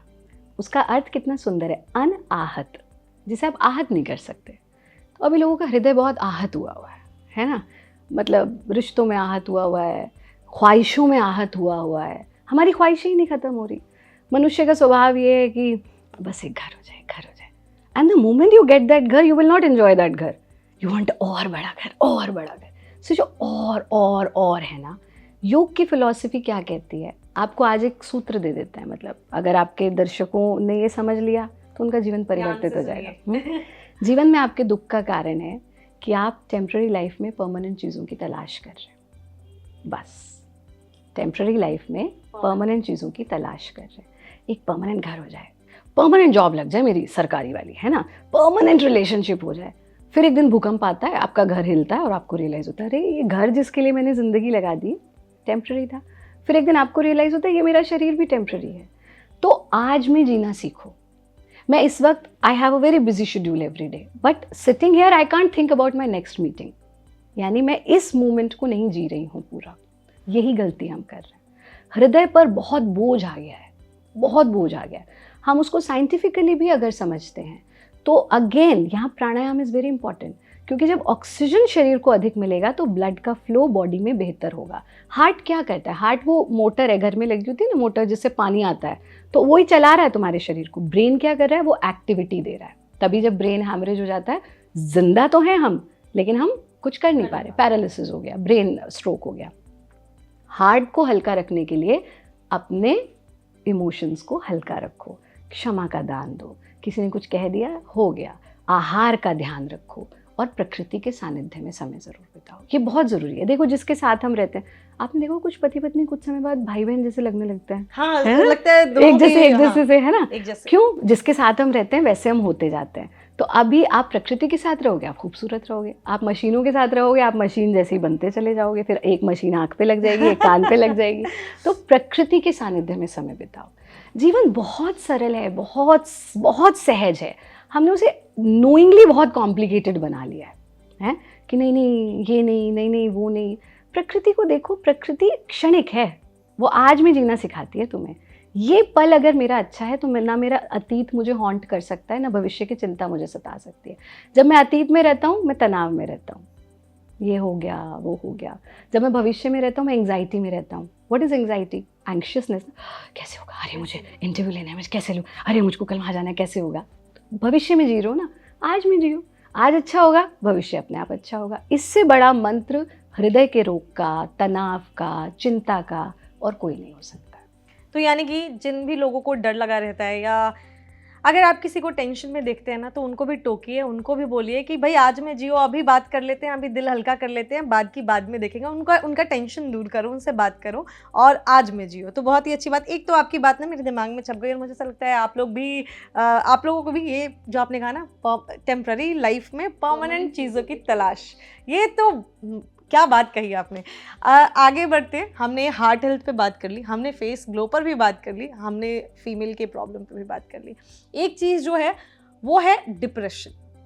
वो बहुत सारे लोग इस चीज़ से जो है, ख़ास तौर पे यंगस्टर, और शायद पहले भी होती होंगी ये चीज़ें, लेकिन ये वर्ड अभी आया है कि डिप्रेस्ड है, डिप्रेशन है, बच्चे को थेरेपी दिला दो, काउंसलिंग दिला दो। अगर किसी पेरेंट को ऐसा लगता है कि मेरा बच्चा, या किसी इंसान को खुद लगता है कि मैं डिप्रेशन की तरफ जा रहा हूँ, पहले तो ये पता कैसे करें कि हम डिप्रेस्ड हैं, और दूसरी चीज़ अगर किसी को पता है तो उसको दूर करने के लिए क्या ध्यान या योग कैसे हेल्प कर सकता है उसको? अगर आप थोड़ा सा पीछे जाओगे, हम लोग अपने बचपन में चलते हैं, कभी सुना था किसी को डिप्रेस्ड? बिल्कुल भी नहीं, किसी को नहीं सुना था। फिर एक वर्ड आया वेस्ट से, दुखी मन को डिप्रेस्ड कहना शुरू कर दिया। और मेरे लिए सबसे शॉकिंग तब था जब एक 7 साल की एक मेरी विद्यार्थी मेरे पास आई, बोली गुरुजी मैं बहुत डिप्रेस्ड हूँ। And I was shocked. I just looked at her and I thought, तुमको इसका मतलब भी पता है? कि नहीं, मेरी मम्मा हर वक्त कहती है वो डिप्रेस्ड है, मेरे पापा हर वक्त कहते हैं वो डिप्रेस्ड है। तो ये बड़े सोच समझ के आपके दिमाग में घुसाया गया। अगर मनुष्य जीवन है तो खुश होना भी स्वाभाविक है, उदास होना भी स्वाभाविक है। आप हर व्यक्ति हर वक्त, हम लोग एक बार जेल में, हम लोगों ने कैदियों के लिए भी, we do lot of work, सभी को पता है, तो हम जेल में काम कर रहे थे। तो एक बड़ी अच्छी बात हमारे पूज्य गुरुदेव, पूज्य पिताजी ने कही। उन्होंने कहा, बेटा एक अपराधी 24 घंटे अपराधी नहीं रह सकता, और एक संत भी 24 घंटे संत नहीं रह सकता। अपराधी के मन में भी कभी ना कभी दिव्य भाव आएंगे, और संत के मन में भी कभी ना कभी गलत भाव आ जाते हैं। तो 24 घंटे आप एक मनस्थिति से नहीं जीते हो। तो उदास होना इज स्वाभाविक। हम उस उदासी को अपने ऊपर हावी ना होने दें। अवसाद, मेरी जो मैं चाहता था वो नहीं हुआ, जैसा मैं चाहता था नहीं हुआ। आप किसी से प्रेम भी करते हो ना, अभी पीछे मैंने एक जगह ये बात बोली तो यंगस्टर्स को बड़ी अच्छी लगी। हमें लगा तुमको गुरुजी ये बताओ, अब हमें किसी से प्रेम है वो नहीं मिला। पहले तो प्रेम में पाने की चाहत नहीं होती। दूसरी चीज़, प्रेम जो होता है ना, जो वर्ल्डली लव जिसे हम कहते हैं, वो होता ही नहीं है, वो होता ही नहीं है। आप दूसरे व्यक्ति से प्रेम नहीं करते हो, आप उसकी कंपनी में खुद को कैसा देखते हो, आप उससे प्रेम करते हो। राइट? किसी के साथ मेरा डोपामाइन हार्मोन बढ़ रहा है, किसी के साथ मेरा ऑक्सीटोसिन बढ़ रहा है, मुझे अच्छा लग रहा है, तो मुझे वो व्यक्ति नहीं अच्छा लग रहा, मुझे उस व्यक्ति के साथ मैं कैसा लग रहा हूँ, मुझे वो अच्छा लग रहा है। और अगर आपको एक ऐसा विज्ञान मिल जाए कि आपको आप हमेशा ही अच्छे लगने लगो, जैसे उसे बच्चे कहते हैं ना, मैं अपना फेवरेट हूँ, तो आपको किसी और की ज़रूरत ही नहीं है। तो डिप्रेशन में क्या होता है, we are dependent on others and without any reason. मैं ये नहीं कह रही हूँ depression is not a problem, अवसाद इज़ नॉट अ प्रॉब्लम। जीवन के कुछ ऐसे हमारे पड़ाव जो हमें बार बार हॉन्ट करते हैं, तो एक जो सबसे बड़ी गलती, बड़ा अच्छा आपने प्रश्न लिया, योग शिक्षक क्या करते हैं आजकल, तो 3-3 महीने में वो टीचर ट्रेनिंग हो जाती है, टीचर ही बन गए। मैंने भी ऑनलाइन ज्वाइन किया था, हाँ। लेकिन मुझे कुछ फायदा हुआ नहीं। शायद मैं अच्छी स्टूडेंट नहीं बन पाई। नहीं, 3 महीने में, मतलब डॉक्टर बनने के लिए 6 साल चाहिए, एक कथक में प्रभाकर होने के लिए, जिससे किसी का जीवन नहीं परिवर्तित करोगे आप, आत्म स्वांतः सुखाय, वहां भी 6 साल चाहिए, बट योग शिक्षक बन जाओगे आप 3 महीने में। मतलब इससे बड़ा दुर्भाग्य और क्या हो सकता है? ये तो जीवन भर की का विज्ञान है। फिर यहाँ पे क्या दिक्कत आ जाती है, हम ये नहीं कह रहे अवसाद इज नॉट अ प्रॉब्लम, अवसाद प्रॉब्लम है, बट योग शिक्षक सबसे बड़ी प्रॉब्लम क्या है, बड़े बड़े योग शिक्षक आपको तुरंत मेडिटेशन कराएंगे। जैसे आपको डिप्रेशन है, आपने सुना भी होगा, अरे तुमको डिप्रेशन है तुम मेडिटेशन करो। योग दर्शन में मन के रोगों में मेडिटेशन प्रोहिबिटेड होती है, इट इज़ प्रोहिबिटेड। जैसे आप बैठोगे ना, आप डिप्रेस्ड हैं, आप डिप्रेशन के पेशेंट हैं, आप बैठोगे, आप जहाँ मन आपका एम्प्टी होगा, आपका मन उस ही स्थान पर जाएगा जहाँ से ये प्रॉब्लम आ रही है, चाहे वो ब्रोकन रिलेशनशिप्स हैं, चाहे वो अनफुलफिल्ड डिज़ायर्स हैं। तो डिप्रेशन के पेशेंट्स को क्या करना चाहिए, you need to keep yourself more active. Surya Namaskar का अभ्यास करो, सूर्य के सानिध्य में रहो, कोई भी चाहे संगीत है, वोकल है, नृत्य है, कोई भी ऐसी साधना करो, डायनेमिक प्रैक्टिसेस। भारत योग में हम गतियाँ करते हैं, मूवमेंट की प्रैक्टिस करो। Try to stay more with people, सत साहित्य पढ़ो, और सबसे बड़ी चीज़, अगर आप चाहते हो आपका डिप्रेशन हमेशा के लिए खत्म हो जाए, रणभूमि के मैदान में दुनिया का सबसे बड़ा धनुर्धर शस्त्र त्याग देता है, कहता है मैं डिप्रेस हो गया हूँ, और उसका नाम है अर्जुन। और उसे श्री कृष्ण गीता का ज्ञान देते हैं और कहते हैं कि तस्मात् योगी भवः अर्जुन, राइट। तो गीता का अध्ययन, and we have seen amazing results. अगर आप डिप्रेस्ड हैं, आप गीता का अध्ययन शुरू कर दीजिए। अध्ययन नहीं कर सकते, समझ नहीं आ रहा, गीता का सार सुन लो, बहुत छोटा सा है, प्रतिदिन सुनो। योग निद्रा करो, हमारी योग निद्रा बड़ी प्रचलित है, एक गीता का सार बड़ा प्रचलित है, क्योंकि बच्चे डिप्रेस्ड हैं वो सुनते हैं। ये छोटी छोटी सी चीज़ें आप करोगे ना, आप देखेंगे परिवर्तन आना शुरू हो जाएगा। तामसिक भोजन से दूर रहो, सात्विक आहार, नॉन वेज, और सबसे पहली चीज़ जो आयुर्वेद में हम बंद करते हैं वो है लहसुन। डिप्रेशन के पेशेंट्स को लहसुन नहीं लेना चाहिए। So eat more of the nature food. But लहसुन को तो हम साइंस में बोलते हैं, उससे मेडिकल साइंस बोलती है कि लहसुन खाने से बहुत सारी बीमारियां भी हाँ होती है, जैसे सियाटिका हो गई, जैसे जॉइंट पेन हो गया, बट डिप्रेशन के केस में हमको लहसुन का प्रयोग बंद कर देना चाहिए। हाँ, आपने ये चीज़ बात, एक आपने अभी डांस की बात की, तो क्या हम जैसे योग की बात कर रहे हैं, उसमें हमने ध्यान, प्राणायाम, सारी चीज़ें बात की, क्या डांस भी, बहुत सारे लोग ये कहते हैं कि डांस भी जो है इसी का पार्ट है, तो क्या सच में ऐसा है? बिल्कुल। नृत्य और योग दोनों के प्रणेता भगवान शिव हैं।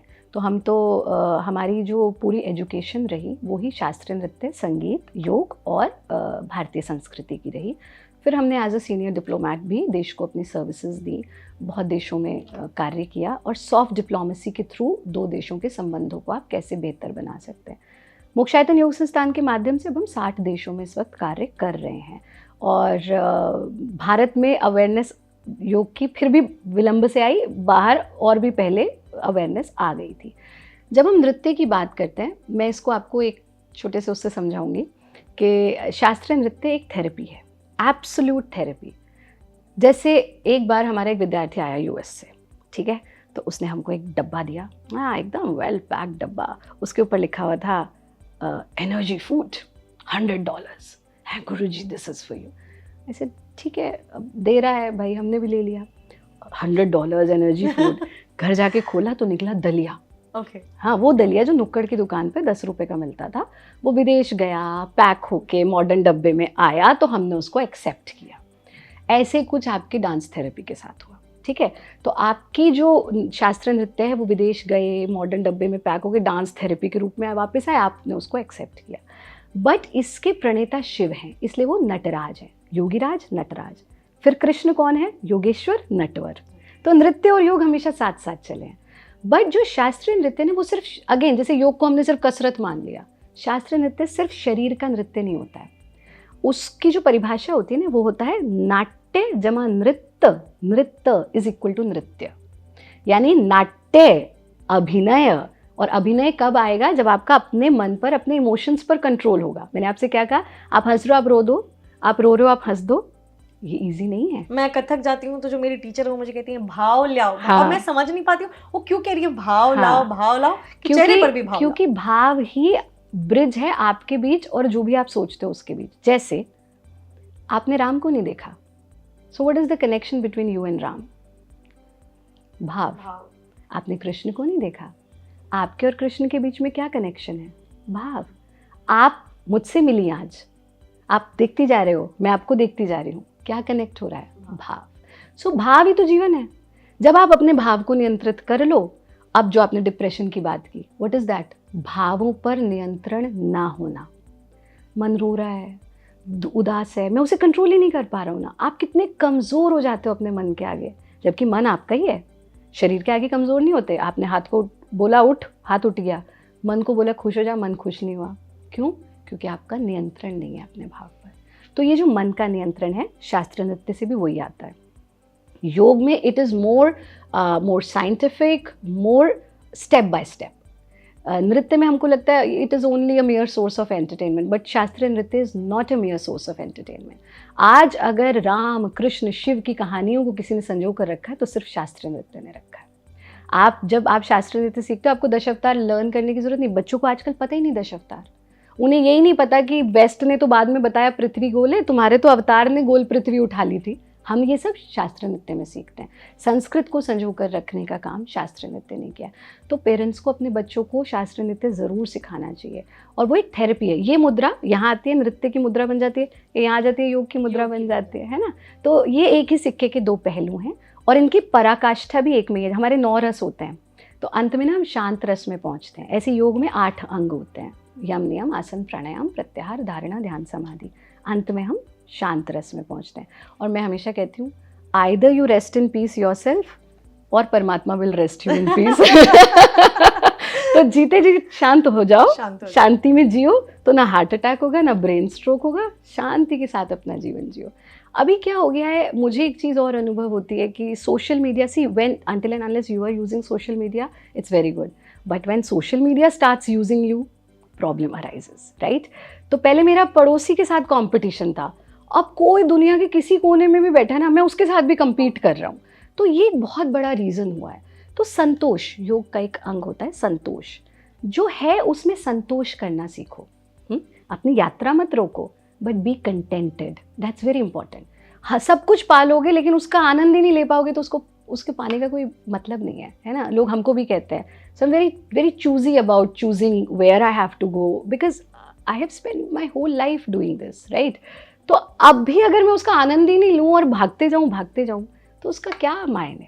तो जीवन को सुकून से जियो, इंस्टेंट मत जियो। इंस्टेंटली खाना माइक्रोवेव में रखा, इंस्टेंटली फ़ोटो खींची, इंस्टेंट रिजल्ट्स चाहिए। सुकून जीवन में बहुत ज़रूरी है। तो सुकून के साथ जीवन जियो, आपके आधे रोग वैसे ही दूर हो जाएंगे। और आपने एक और भी बहुत अच्छी बात बोली कि मन पे कंट्रोल इंसान का, क्योंकि कहते हैं ना, मन के जीते जीत है, मन के हारे हार। तो मन पे भी कंट्रोल कर लो।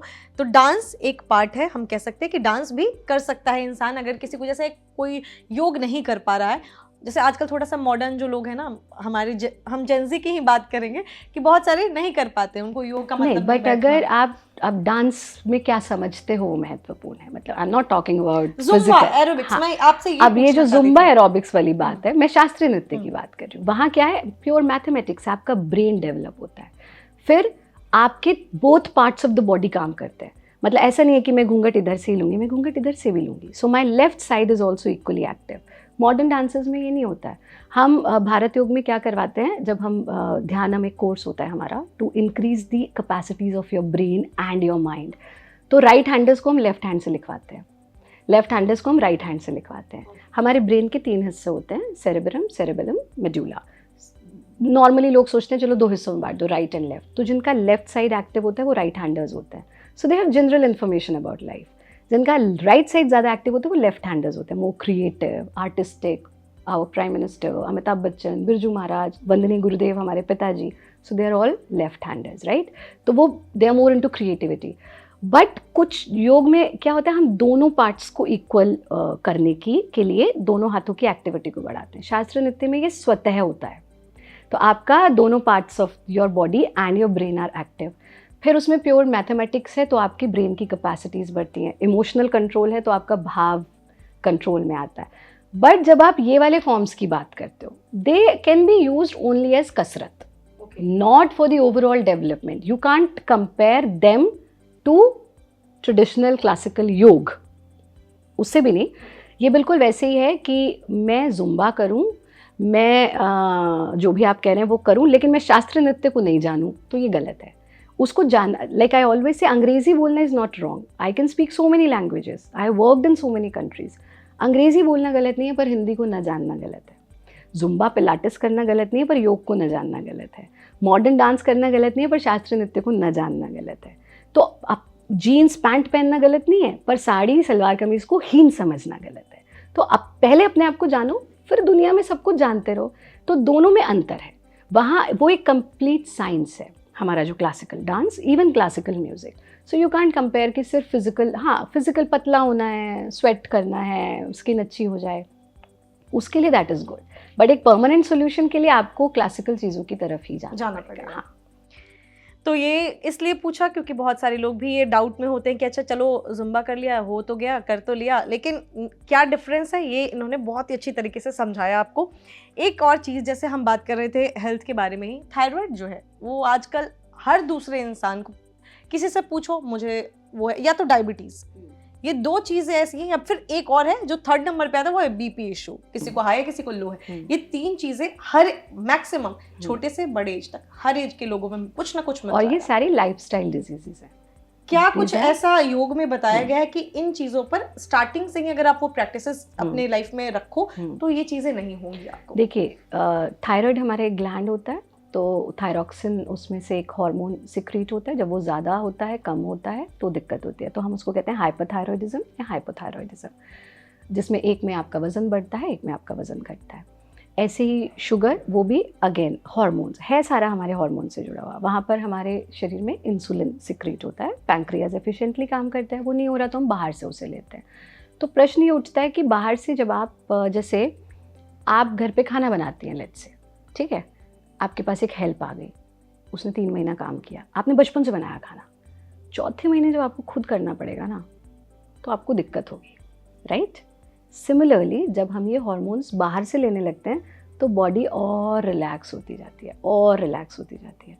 तो आपने जब एक बार बाहर से लेना शुरू किया, जब भी खुद से वो हार्मोन सिक्रीट करना पड़ेगा, शरीर को दिक्कत होगी, क्योंकि वो करना नहीं चाहता। शरीर भी तो रेस्टिंग मोड में आ जाता है ना। तो हमें कोशिश करनी चाहिए, जितने लाइफस्टाइल डिजीजेज हैं, ऐसी चाहे ब्लड प्रेशर है, कोशिश करें उसको प्राकृतिक तरीके से हम पहले रिजॉल्व करने की कोशिश करें। अगर हो ही नहीं रहा, देन फिर आप गो फॉर बाहर से लेना। उसके लिए आपको दैनिक योगाभ्यास करना पड़ेगा। And then there are specific practices. बिल्कुल योग में भी ना ऐसे ही होता है जैसे एट द काउंटर मेडिसिन, जो कोई भी कर ले, विरेचन गति हो गई, ताड़ासन हो गया, कटी चक्र की क्रियाएं हो गई, प्राणायाम हो गया, but then there are specific. अब मेरे को इसको एंटीबायोटिक देना पड़ेगा, तो तब फिर हम उनको स्पेसिफिक शेड्यूल्स कराते हैं। बट ये मैं आपको बता दूं, हाइपरथायरॉयडिज्म, हाइपोथायरॉयडिज्म का परमानेंट क्योर मेडिकल साइंस के पास नहीं है, सिर्फ और सिर्फ योग में है। And I can guarantee you कि आप हाइपर हाइपो दोनों को योग से क्योर कर सकते हैं। डायबिटीज़ का परमानेंट क्योर मेडिकल साइंस के पास अभी नहीं है, बट जो मेडिकल साइंस कर सकती है वो बहुत महत्वपूर्ण है। तो मेरे इससे अब पता चला, आपने इतना ही काट के दिखा दिया, डॉक्टर्स हमारे पीछे लगे है ना। तो डॉक्टर्स की जो इम्पोर्टेंस है वो आप डिनाई नहीं कर सकते, लेकिन डॉक्टर खुद कहेगा भाई इंसुलिन लेते रहो तो ठीक रहेगा। डॉक्टर खुद आपको कहेंगे भारत योग कर लो, आप सनलाइट में बैठो, आप सही आहार लो। परमानेंट क्योर अगर कहीं है तो सिर्फ योग में है। और बिल्कुल ये जो अवधारणा है ना, योग तो बुजुर्गों का काम है, योग तो जो है एक उम्र के बाद करने की चीज़ है। अभी पूछने ही वाली थी। तो पहले इसको क्लियर कर देते हैं कि हाँ, ये तीनों चीजें जो हैं वो योग से इस पर आप बहुत ही हद तक काबू भी पा सकते हैं। नहीं, आप उसे क्योर कर सकते हैं। ठीक है, तो अब हम काटेंगे तो ये पूरा काटेंगे क्योंकि क्या होता है ना, अगर किसी को थायराइड हो जाए तो मैंने देखा है कि वो लाइफ लॉन्ग उसको होता है कि थायराइड गोली रोज, हाँ, तो फिर बॉडी अंदर से बनाएगी नहीं ना वो हार्मोन। जैसे मैंने आपको कहा, जब आपको बाहर से लेने की आदत पड़ गई, अब तो बॉडी को तो आराम मिल गया ना, तो वो अंदर से। लेकिन जब हम ऐसी यौगिक प्रैक्टिसेस होती हैं that we create that hormone within our body, तो वो बहुत सरल है, मतलब वो कोई ऐसा रॉकेट साइंस नहीं है। और हमारे यहाँ तो थायराइड के पेशेंट्स, इजीली हम थायराइड कहते हैं, दो it is hypothyroidism, hypothyroidism. Diabetes के पेशेंट्स, ब्लड प्रेशर के पेशेंट्स, ये तो यूँ 2-3 महीने में ठीक हो जाते हैं। फिर आप रेगुलर करते रहो उसको, अपने दिनचर्या को, यानी एक बार सीख लो और उसके बाद फिर आप रेगुलर करते रहो। बिल्कुल। तो थायरॉक्स खाने से अच्छा है, अब आप बीपी की दवाइयाँ लेंगे या आप और कोई जाके इंसुलिन लेंगे, उससे अच्छा है आप सीख लो 2 महीने और बिना किसी इस तरीके की चीज़ कि उसमें तो पैसे भी नहीं लगने, फिर आपके लोग पैसे भी जोड़ते हैं ना, यहाँ money matters। तो ये हो नहीं, गया। दवा के भी तो पैसे देते ही होंगे। हाँ, इसीलिए मैं कह रही हूँ, हाँ, सबको 2 महीने सीखना पड़ेगा, उसके बाद हाँ, लाइफ लॉन्ग हाँ, लाइफ खुद लॉन्ग, करना इट है। Is yours, it is yours. तो अभी आपने जो एक बात बोली, मैं इसलिए आपसे, क्योंकि आजकल एक टर्म चल रहा है मॉडर्न योगी, क्योंकि सोशल मीडिया हम भी देखते रहते हैं, क्योंकि हम देखते ही हैं क्योंकि लोगों के सवाल उठा सके। तो एक आजकल टर्म चला है मॉडर्न योगी। क्या एक योगी मॉडर्न उसके आगे लगाना जरूरी है कि योगी सिर्फ कहा तो वो मॉडर्न नहीं है? योगी मॉडर्न नहीं होगा, योगी पुराना कैसे हो सकता है? पहली चीज, योगी तो रहेगा ही मॉडर्न, बिकॉज योगी को तो अपडेटेड रहना होगा। सी मैं आज ये कहूँ कि 20 साल पुरानी डिजीजेस और थे, आज के डिजीजेस और हैं। 20 साल पुराने एक सूत्र आता है कि विज्ञान भी कहता है, क्षणे क्षणे, every second your body is changing. अभी आप मेरे से बात करो ना, हम 1 घंटा बात करें, उतनी देर में आपके मिलियंस ऑफ सेल्स मर गए आपके अंदर, और मिलियंस ऑफ सेल्स रीजनरेट हो गए हैं। ये मैं नहीं कह रही, ये विज्ञान कह रहा है। So every moment your body is changing. Just imagine आपके जीवन में कोई बदलाव ही ना आए, how monotonous and how boring your life will be, right? हम चाहते हैं मेरी झुर्रियाँ ना आए, मेरी बाल ना सफ़ेद हों, मैं एज ना करूँ, जीवन कितना बोरिंग हो जाएगा। We have to accept the change, क्योंकि जीवन प्रतिपल बदल रहा है, आपका शरीर भी प्रतिपल बदल रहा है। तो जब ह्यूमन बॉडी प्रतिपल बदल रही है, तो एक योगी रिजिड होके बैठ जाए, नहीं नहीं नहीं नहीं, मैं तो ऐसे ही सिखाऊंगा। अब जैसे मैं आपको बताऊं, मोक्षायतन योग संस्थान भारत की 10 लीडिंग योग ऑर्गेनाइजेशन है। We work closely with AYUSH ministry. ये जो इंटरनेशनल डे ऑफ योग के जितने सेलिब्रेशंस होते हैं, we work very closely with the government. और अब से नहीं, कब से मोक्षायतन कब से काम कर रहा है? 1973 से। We have completed our 50 years of existence. तो जब कोविड आया तो 60 कंट्रीज़ में हम काम कर रहे हैं। हमने कभी ऑनलाइन टीचिंग्स नहीं करी थी, क्योंकि सोचा ही नहीं था ना ऐसा भी कभी हो सकता है। लोग आते थे, विदेशों से आते हैं, आश्रम में रहते हैं, सीखते हैं। कोविड आया, हमने पहली बार ऑनलाइन कोर्सेज शुरू किए, and I as the director of the institute was very adamant, नहीं नहीं नहीं नहीं, ऑनलाइन नहीं योग हो सकता है, ये तो हो ही नहीं सकता है। शिष्य सामने बैठा हो, हम उसे महसूस करें तब। आप बिलीव करेंगे, हमने पहला कोर्स किया, हमने अभी डिक्लेयर किया, कोर्स पूरा फुल हो गया। दूसरा किया, तीसरा किया, उसके बाद कोविड गॉन, पैंडेमिक, चीज़ें नॉर्मल हो गई। अब हमारे विद्यार्थी रोने लगे, बोले हम जिन परिस्थिति में हम तो आके कभी सीख ही नहीं सकते। तो हमने क्या किया, हमने समय के साथ अपने आप को बदला। Now we have a separate wing of our online academy, जिसमें पूरा दिन अलग अलग कोर्सेज चलते हैं। हम टीचर्स को भी ट्रेन कर रहे हैं। फिर वो पूरा अपना 500 घंटे का कोर्स करने के बाद दे come to ashram, they stay there for yogacharya course. तो हमें समय के साथ परिवर्तन जब तक नहीं है, कोई भी चीज़ मॉडर्न हुए बिना चल ही नहीं सकती है ना? मैं कहूँ कि नहीं नहीं, मुझे तो संस्कृत आती है, तो मैं आपसे संस्कृत में ही इंटरव्यू दूंगी। आप कहोगे गुरुजी आप बैठो अपने घर में, हाँ? तो मेरा ऑब्जेक्टिव क्या है? साल भर लग जाएगा मुझे संस्कृत सीखने। तो मेरा ऑब्जेक्टिव क्या है कि मेरी चीज़ कम्युनिकेशन, लाइक हम कभी कभी बहुत अच्छे ऐसे वर्ड्स हो जाते हैं इम्प्रेस करने के लिए, सब बोलते हैं गुरुजी को इतनी अच्छी जो है वो आता है भाषा, but what is the use of communication कि आप मेरी बात समझ पाओ, यही तो यूज़ है ना। तो हमारा ऑब्जेक्टिव क्या है? योगी तो मॉडर्न हुए बिना रह ही नहीं सकता है, क्योंकि उसे समय के साथ परिवर्तन जब तक नहीं है तब तक आप रिजिड हो जाओगे, आप पीछे कहीं छूट जाओगे। और जो आपने गायत्री मंत्र के लिए भी बात कही ना, उस पर मुझे याद है हमारे पूज्य दादाजी एक बात कहा करते थे, बेटा जिस चीज़ को ख़त्म करना है ना, उसे बोलना बंद कर दो। अगर किसी चीज़ को मारना है ना, उसकी बात मत करो, वो धीरे धीरे अपने आप मर जाएगी। तो अगर हम योग की बात नहीं करेंगे, अध्यात्म की बात नहीं करेंगे, गायत्री मंत्र बोलेंगे नहीं, उसकी बात नहीं करेंगे, ये चीज़ें ख़त्म होती चली जाएंगी। तो हम तो इस मामले में बड़े ढीठ हैं। हम तो कहते हैं हर किसी को भाई योग का कार्यक्रम चलाओ, योग का प्रोग्राम करो, ताकि जन जन को लाभ हो और आप अपनी संस्कृति का संरक्षण कर सकें। तो इसलिए मैंने ये बोला, क्योंकि क्या होता है ना आजकल, जैसे आप लोगों को देखेंगे योग जैसे करना शुरू किया, लड़कों में खास तौर पे बाल लंबे करके एक पीछे चोटी बना लेंगे और वो पूरा, तो लोगों को लगता है कि अरे ये मॉडर्न योगी, अभी हमारे भी से एक था, इसकी लाइफ 1.5-2 साल में चेंज हो गई, इसकी तो चुटिया बन गई, इसने माले वाला पहन के, और तो उसको देख के लोग इसीलिए बोलते हैं कि ये मॉडर्न योगी, हाँ। आज के टाइम का योगी हो गया। इफ ही और she is inspiring you, then it is good, okay, why not, है ना? अगर एक सिगरेट पीने वाला व्यक्ति, आप मुझे गारंटी से आप बताओ, आपको कोई सिगरेट पीने वाला व्यक्ति ऐसा जिसने आपको ये ना कहा एक बार ट्राई कर, हर कोई कहेगा ट्राई तो कर। कोई शराब पीता होगा, अरे बड़ा मज़ा है इसमें, तो ट्राई तो कर। फिर जब आप अच्छा काम कर रहे हो, भाई आ ज़रा ट्राई तो कर, चल ज़रा योगा अभ्यास कर, ट्राई कर, बड़ा मज़ा है, अरे यज्ञ करो बड़ा मज़ा आता है, अरे मंदिर चलो बड़ा मज़ा आता है। तो until and unless you are inspiring people, then it is good. But हाँ, वो आपकी विद्या को हार्म नहीं पहुंचाना चाहिए।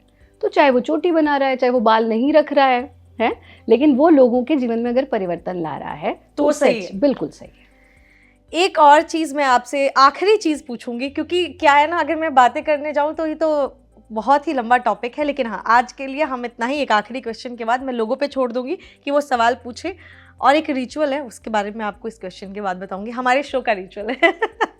तो आखिरी सवाल ये है कि आपने अभी हमारे इंटरव्यू शुरू होने से पहले चीनी की बात की थी, शुगर की बात की थी।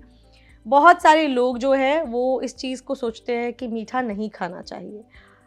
इवन मेरे घर में भी मीठा इतना ज़्यादा खा रही मोटी हो जाएगी, अरे मीठा मत खा, मीठा बीमारी हो जाएगी। तो क्या सच में ये जो लोगों की सोच है कि ज़्यादा मीठा खाने से बीमारी हो जाती है, या मीठा बहुत ही जितना कम करोगे उतने हेल्दी रहोगे? ये जो सोच है ना कि किसी भी चीज़ को जीवन से कंप्लीटली कट कर देना, किसी भी चीज़ को, जैसे हमारे 4 आश्रम हैं, ब्रह्मचर्य, गृहस्थ, वानप्रस्थ, संन्यास। किसी वजह से ये 4 होंगे ना, कि नहीं हम ब्रह्मचर्य से सीधा संन्यास में जंप कर जाएं, तो वो जो बीच में छूट गया ना, आपका आकर्षण हमेशा उसके प्रति रहेगा, हमेशा रहेगा। ये तो लॉ ऑफ नेचर है ना, जो चीज़ छूट गई ना उसके प्रति आकर्षित रहोगे।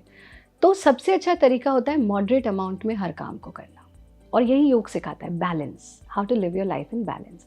आहार के ऊपर, आहार एक पूरा विज्ञान है, योग का अभिन्न अंग है, बट उसको बहुत सरल तरीके से अगर मैं आपको 2 लाइन में समझाऊं तो ये कि हमारे षड रस होते हैं, मीठा, नमकीन, चटपटा, चरपरा, कड़वा, कसैला। अगर ये षड रस आपके भोजन में है इक्वल अमाउंट में, आप कभी भी बीमार नहीं पड़ोगे। बट हो क्या गया, कोई खट्टा ही खट्टा खा रहा है, कोई मीठा ही मीठा खा रहा है, कोई नमक ही नमक खा रहा है। जो नमक खा रहा है उसको हाई ब्लड प्रेशर हो गया, जो मीठा खा रहा है उसको शुगर हो गया, जो चटपटा खा रहा है उसको थ्रोट इन्फेक्शन हो गया, कड़वा कसैला कोई नहीं खा रहा। तो इसलिए क्या हो रहा है, ब्लड का प्योरिफिकेशन नहीं हो रहा। मेरी मम्मी ना इतना अच्छा करेला बनाती है, बिल्कुल कड़वा नहीं लगता, तो उसमें बचा ही गया है करेले में। अगर वो कड़वा ही नहीं लग रहा है तो उसका तो जो एसेंस है वो ख़त्म। तो हमको अपनी डाइट में 6 रस ऐड करने चाहिए, लेकिन चीनी नहीं खानी चाहिए, मीठा खाना चाहिए। गुड़, अब उसका जो नेचुरल सोर्स है, गुड़ भी एब्सोल्यूट नेचुरल सोर्स नहीं होता है। 2 गुड़, शक्कर, jaggery powder, that is much better than चीनी। लेकिन नेचुरल सोर्स है फ्रूट्स, डेट्स, रेजन्स, राइट, जो एक्चुअल नेचुरल सोर्स है। गन्ना, पर जब गन्ना चीनी बन गया तो वो जहर बन गया। तो चीनी तो जहर है, इसमें कोई डाउट नहीं है। ये तो आपको विज्ञान भी आज कहेगा। आप चीनी खाना बंद कर दो, आपके कैंसरस सेल्स मर जाएंगे, वो बढ़ाता है उनको, राइट। बट आप मॉडरेट अमाउंट में ये सारे रस लीजिए। अगर आप मीठा खाना बंद कर देंगे, आपके happy hormones, dopamine, oxytocin, serotonin, endorphin, ये रिलीज़ नहीं होंगे। और जब ये रिलीज़ नहीं होंगे, आप डिप्रेस हो जाएंगे, आप उदास हो जाएंगे। आपने देखा होगा, आप कभी बहुत सैड हो, आप थोड़ा सा कुछ मीठा खा लो, एकदम एनर्जी आ जाती है। सो मीठा इज़ एनर्जी, मीठा इज़ हैप्पीनेस। और पहले कहते थे ये मोटा आदमी ने, ये खुश है, बचपन में हम लोग सुनते थे। Why? Because he is eating मीठा। तो मीठा हमें अपनी डाइट से कट नहीं करना चाहिए। आप तो सारे भगवान को भोग भी मीठे के ही लगाते हो ना, है ना, क्योंकि जब आप पूजा कर रहे हो, you need to be happy. So happiness, and भूखा कभी नहीं रहना। हंग्री मीन्स एंग्री, जो हंग्री है वो एंग्री है। घर पे कोई डाइटिंग शुरू कर दे, बाकी कहेंगे ओ भाई अब देखो घर में कलेश होने वाला है, राइट। तो भूखा नहीं रहिए, don't starve yourself, take a right diet, मतलब सही समय पर सही डाइट लो, वी शेप में डाइट लो अगर आपको वी शेप की बॉडी चाहिए। ओके, मॉर्निंग में बहुत ज़्यादा, लंच उससे कम, और डिनर फकीर जैसा। पर खाना हम ऐसे खाते हैं, भागते भागते नाश्ता, ऑफिस में थोड़ा सा लंच, रात को डिनर अच्छे से करते हैं। डाइट की बात करें, मैं आपसे एक चीज़ पूछना चाहूँगी कि जैसे लोग कहते हैं कि 2 मील्स के बीच में जितना ज़्यादा गैप हो उतना ज़्यादा अच्छा होता है, क्या ये बात सही है? नहीं, ये बिल्कुल सही नहीं है। ये डिपेंड आपकी बॉडी पर करता है। जैसे कोई डायबिटिक व्यक्ति है, उसको आप बहुत लंबा गैप नहीं दे सकते। एक ही रूल हर व्यक्ति पर एप्लीकेबल नहीं होता है ना। किसी को बहुत एसिड बनता है, गैस बनती है, उसको आप ज़्यादा गैप दे दो, उसको एसिड होना शुरू हो जाएगा। तो ये सही नहीं है। डाइट का रूल बहुत सिंपल है, वी शेप में खाओ, और कायदे में हमें, इट्स ऑल अबाउट 2 वक्त की रोटी। आप कोई भी अपना ग्रंथ उठा के देख लो, 3 वक्त की रोटी की बात नहीं है, 2 ही वक्त 2 का वक्त की। तो एक हम मॉर्निंग मील लेते हैं, एक हम इवनिंग मील लेते हैं। सो लेट्स से एक बार 9-10 बजे के आसपास ले लिया, एक बार 4 और 6 बजे के बीच में ले लिया, दैट्स इनफ। इससे ज़्यादा नाउ डिपेंड्स। अब जैसे हमारे पूज्य पिताजी स्वामी भारत भूषण जी, वो मिस्टर इंडिया रहे 10 years and the only vegetarian mister India. तो उस वक्त वो पता है कैसे, हमको बचपन का याद है, तो वो कहते थे 8 रोटी 8 बार, 4 रोटी 4 बार, 2 रोटी 2 बार, 1 रोटी अनेक बार, तब तक लाते रहना जब तक मैं मना ना करूं। और आज वही व्यक्ति इन हिज 70s, 75 से भी ऊपर के होने वाले हैं, लगते नहीं हैं, वो 1 रोटी भी नहीं खाते दिन में, क्योंकि शरीर की जब उतनी रिक्वायरमेंट ही नहीं है। तो भोजन का नियम बहुत सरल है। खाना खाने के आधा पौना घंटा पहले पानी पीजिए 2 ग्लास, उसकी थोड़ी देर बाद सलाद खाइए और भूख से आधा भोजन कीजिए हमेशा। क्योंकि जो आपका पेट होता है ना, वो आधा भोजन से फिल होना चाहिए, 1/4 स्पेस जो है वो एयर के लिए छोड़ना चाहिए, 1/4 फॉर वाटर। जब आप वो एयर के लिए जगह नहीं छोड़ते तो आप एयर छोड़ते हैं, है ना? तो आप क्या कह रहे हो, बहुत गैस हो रही है, सबको पता है भाई मूली के पराठे का वो नहीं करना चाहिए। सो ऑलवेज आधा पेट भोजन, 1/4 हवा, 1/4 पानी, ये आपका नियम होना चाहिए। भोजन के तुरंत बाद जल नहीं लेना चाहिए, भोजन के बीच में जल नहीं लेना चाहिए। भोजन से पहले लिया गया जल अमृत के समान होता है, बीच में लिया गया जल जल के समान होता है, तुरंत बाद लिया गया जल विष के समान होता है। सूर्य अस्त तक आपका लास्ट मील हो जाना चाहिए। सन के साथ आपका डाइजेशन काम करता है। सनसेट किचन बंद, सनराइज किचन ओपन। अब लेकिन इस पे बहुत सारे क्वेश्चन आएंगे। मैं जानती हूँ कि बहुत सारे ऐसे लोग हैं जो लेट ऑफिस आते हैं, ऑफिस से आते हैं, अब उनको भूख लगी होती है, तो क्या आफ्टर सनसेट जो है कुछ खाना ही नहीं चाहिए, या कुछ चीज़ अगर भूख लगी तो खा सकते हैं? हमारा जो आयुर्वेद है वो सनसेट के बाद दूध पीने की परमिशन देता है। तो हमको कोशिश ये करनी चाहिए कि हम सनसेट तक खा लें। बट अगर कोई आ ही ऑफिस से लेट रहा है, तो बहुत सारे हमारे साधक हैं ऐसे, तो आप कैरी कर सकते हो अपने साथ बहुत लाइट चीज़ें, थोड़े रोस्टेड मखाने कैरी कर लिए, थोड़े नट्स कैरी कर लिए, फ्रूट्स कैरी कर लिए। वैसे भी रात का भोजन बहुत हल्का होना चाहिए, बहुत ही हल्का। तो उसमें हमें रोटी, पराठे, दाल, ये सब हमको नहीं लेना चाहिए। खिचड़ी ले ली, कभी सूप ले लिया, ये हमारा रात का भोजन होना चाहिए। सुबह खाइए आप छक्के, अच्छे से भोजन कीजिए। सुबह आप जो भी खाओगे हजम है, लेकिन शाम को आप जो भी खाओगे वो फैट में कन्वर्ट होगा। तो ये हमारा रूटीन होना चाहिए। तो एक तो बहुत ही इसको अगर सिंपल आप समझो तो एक तो होता है ना कि हम जब देखते हैं सामने वालों को, अच्छा वो ये खा रहा है, वो हेल्दी दिख रहा है, ये खा रहा है, वो ग्लो कर रहा है, तो मैं भी वो खा लेता हूँ। तो हमेशा खाना अपनी बॉडी के अकॉर्डिंग खाना चाहिए कि आप पहले अपनी बॉडी को पहचानो, उसके बाद ही आप खाओ। मैं ब्रेकफास्ट किया और मुझे खाने का मन नहीं है और मैं सीधे शाम को खाऊं, तो और मेरी बॉडी डिमांड नहीं कर रही है, तो जरूरी तो नहीं कि मैं बीमार पड़ जाऊं, ये तो मेरी बॉडी की नीड है। समय आपका ना, भोजन का समय फिक्स होना चाहिए। ओके, मतलब एक नियम तो ये भी होता है कि जब भूख लगे तब खाओ, लेकिन वो भी तब एप्लीकेबल है जब आपका टाइम फिक्स है। तो ये जो होता है ना कि मैं एक दिन 1 बजे लंच कर रहा हूँ, फिर मैं अगले दिन 3 बजे लंच कर रहा हूँ, आपका पेट 100% खराब होगा। तो अपना टाइम फिक्स करके हमें उसी ही टाइम पर खाना चाहिए। भले मैं छोटा सा खा लूँ कुछ, लेकिन ये ज़रूरी नहीं है कि अगर मेरा पेट भरा हुआ है देन अननेसेसरीली हम उसमें ठूसते जाएं। इससे बड़ी हिंसा तो कोई हो ही नहीं सकती है ना, जो यौगिक फिलॉसफी के अगेंस्ट है। तो अपने आप से वॉयलेंस कर जाते हो, वो हमको नहीं करना चाहिए। तो इसका मतलब है खाना उतना ही खाओ जितनी आपकी बॉडी को नीड है, और साथ ही साथ पहले अपने शरीर को जानो, उसके बाद ही आप खाओ। और मीठा, जो लोग कहते हैं शुगर जो है, चीनी जो है वो हार्मफुल है, ऐसा नहीं है कि बिल्कुल मीठा खाना ही बंद कर दो, नहीं तो जीवन से मिठास खत्म हो जाएगी, जैसा आप कह रहे थे। तो मीठा खाना खा सकते हैं। तो बहुत सारी हमने बातें की। एक और चीज़ इससे जुड़ा हुआ है, बस मैं पूछ लेती हूँ, उसके बाद हम इसको जो है आज का इंटरव्यू यहीं पे ख़त्म करेंगे। कि लोग जैसे कहते हैं, जब जैसे अभी हम बीच में बात कर रहे थे कि जितनी नीड हो उतना ही खाना खाना चाहिए, अगर किसी को नहीं है, बॉडी को ज़बरदस्ती नहीं ठूसना चाहिए, यानी आपने आपको खाना मत दो। तो क्या ये बात सच है कि अगर भूख ना लगे तो नहीं खाते हैं? नहीं तो कभी कभी होता है ना, पेरेंट्स कहते हैं अरे तुम तो सुबह तुमने खाया था, तुमने दोपहर में नहीं खाया, तुम बीमार पड़ जाओगे। आप खाने के लिए मत जियो, आप जीने के लिए खाओ, बस इतना सा नियम है। ओके, खाने के लिए मत जियो, जीने के लिए खाओ। तो जितनी शरीर की ज़रूरत है उतना खाओ।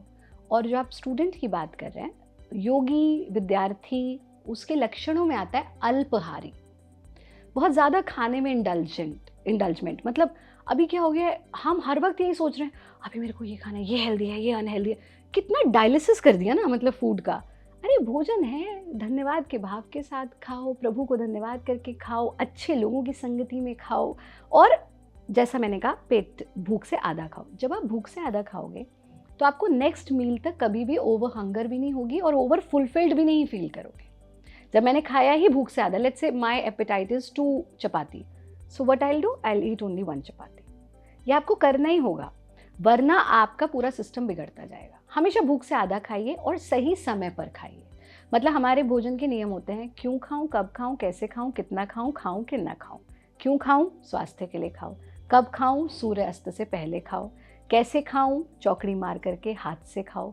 कितना खाऊं, भूख से आधा खाओ। खाऊं कि ना खाऊं, जब खाने को देखकर ये प्रश्न आए खाऊं कि ना खाऊं, मतलब मत खाओ, यानी you are not hungry, you don't need to put it inside your body. और जाऊं कि ना जाऊं, पेट में गुड़गुड़ हो तो ज़रूर जाओ, ठीक है। तो पहले जो है ना, पहले इंसान को भूख लगती थी वो घर की तरफ भागता था, और पेट में गुड़गुड़ होती थी बाहर की तरफ भागता था। चलो अब तो प्रधानमंत्री जी ने शौचालय बनवा दिया, अब तो दोनों घर में ही है। दोनों घर पे नहीं है ना, अब उल्टा हो गया, अब भूख लगती है बाहर की तरफ भागता है जाते हैं, और पेट में गुड़गुड़ होती है घर की तरफ। चलो घर की तरफ गुड़गुड़ में भागना इज ओके, बट भूख लगने में घर की से बाहर भागना इज रॉन्ग। घर का भोजन खाइए, घर की दाल रोटी भी मिल जाए, दाल चावल भी मिल जाए, सूखी रोटी भी मिल जाए, वो भी बाहर वाली से बहुत ज़्यादा हेल्दी होगी। So make sure that you eat at home. और स्त्री है या पुरुष है, सबको खाना बनाना आना चाहिए। ये स्त्रियों का काम नहीं है सिर्फ, आप, it is a survival skill. हर व्यक्ति को खाना बनाना आना चाहिए ताकि वो अपना सर्वाइवल कर सके। इसके बाद ना, ये लाइन सुनने के बाद जितनी फीमेल होंगी ना, आपको बहुत सारे हार्ट वाले इमोजी भेजने और वाली है। दूसरे वाले वैसे वाले भी आने वाले हैं कि देखो ये तो घर को खराब करने वाली बात कर रही है। तो बहुत ही एक हमने बातें की योग, आहार के बारे में, प्राणायाम के बारे में, ध्यान के बारे में, सारी चीज़ें हमने पहले। आज इस इंटरव्यू में अगर बहुत सारे लोग बोलेंगे कि आपने कुछ करके क्यों नहीं दिखाया, आपने ये नहीं पूछा, आपने वो नहीं पूछा, तो आपके कॉन्सेप्ट अगर क्लियर होंगे, हम बेसिक से शुरू कर रहे हैं। पहले आपके आज इस इंटरव्यू में जो भी आपके डाउट्स होते हैं हर चीज़ को लेकर, वो हमने क्लियर किया। अब आपके जितने भी सवाल हैं वो आप कमेंट सेक्शन में लिखिए, तब तक मैं अपना रिचुअल कंप्लीट करती हूँ। और आचार्य जी, रिचुअल ये है कि हम जब भी किसी गेस्ट के पास पहली बार जाते हैं, हम उनसे प्रॉमिस लेते हैं कि आप हमारे व्यूअर्स के क्वेश्चन का आंसर देने के लिए दोबारा आएंगे, क्योंकि वो सवाल छोड़ देते हैं और हम दुविधा में फंस जाते हैं। और देखो, जिज्ञासा ना होती तो पूरी मानवता को गीता ना मिलती। ये तो अर्जुन की जिज्ञासा ही थी ना, जबकि वो उत्तर अर्जुन को ही दिया जा रहा है, लेकिन आज तक हर किसी को उसमें उत्तर मिलता है। तो जिज्ञासा तो आपके दर्शकों से हम कहेंगे ज़रूर करें, ताकि जिज्ञासा होगी तभी उसका समाधान मिलेगा। जो इग्नोरेंट है वो जिज्ञासा भी नहीं करता है, जिसको थोड़ा सा भी नॉलेज है ना वो और जानना चाहेगा। तो वो भूख हमेशा बनी रहनी चाहिए, जिज्ञासा करते रहें। और जहाँ भी योग, यज्ञ और संस्कृति की बात है, तो हमारी तो जब दीक्षा हुई थी तभी ये प्रॉमिस किया गया था कि उसके लिए कभी भी मनाही नहीं होगी।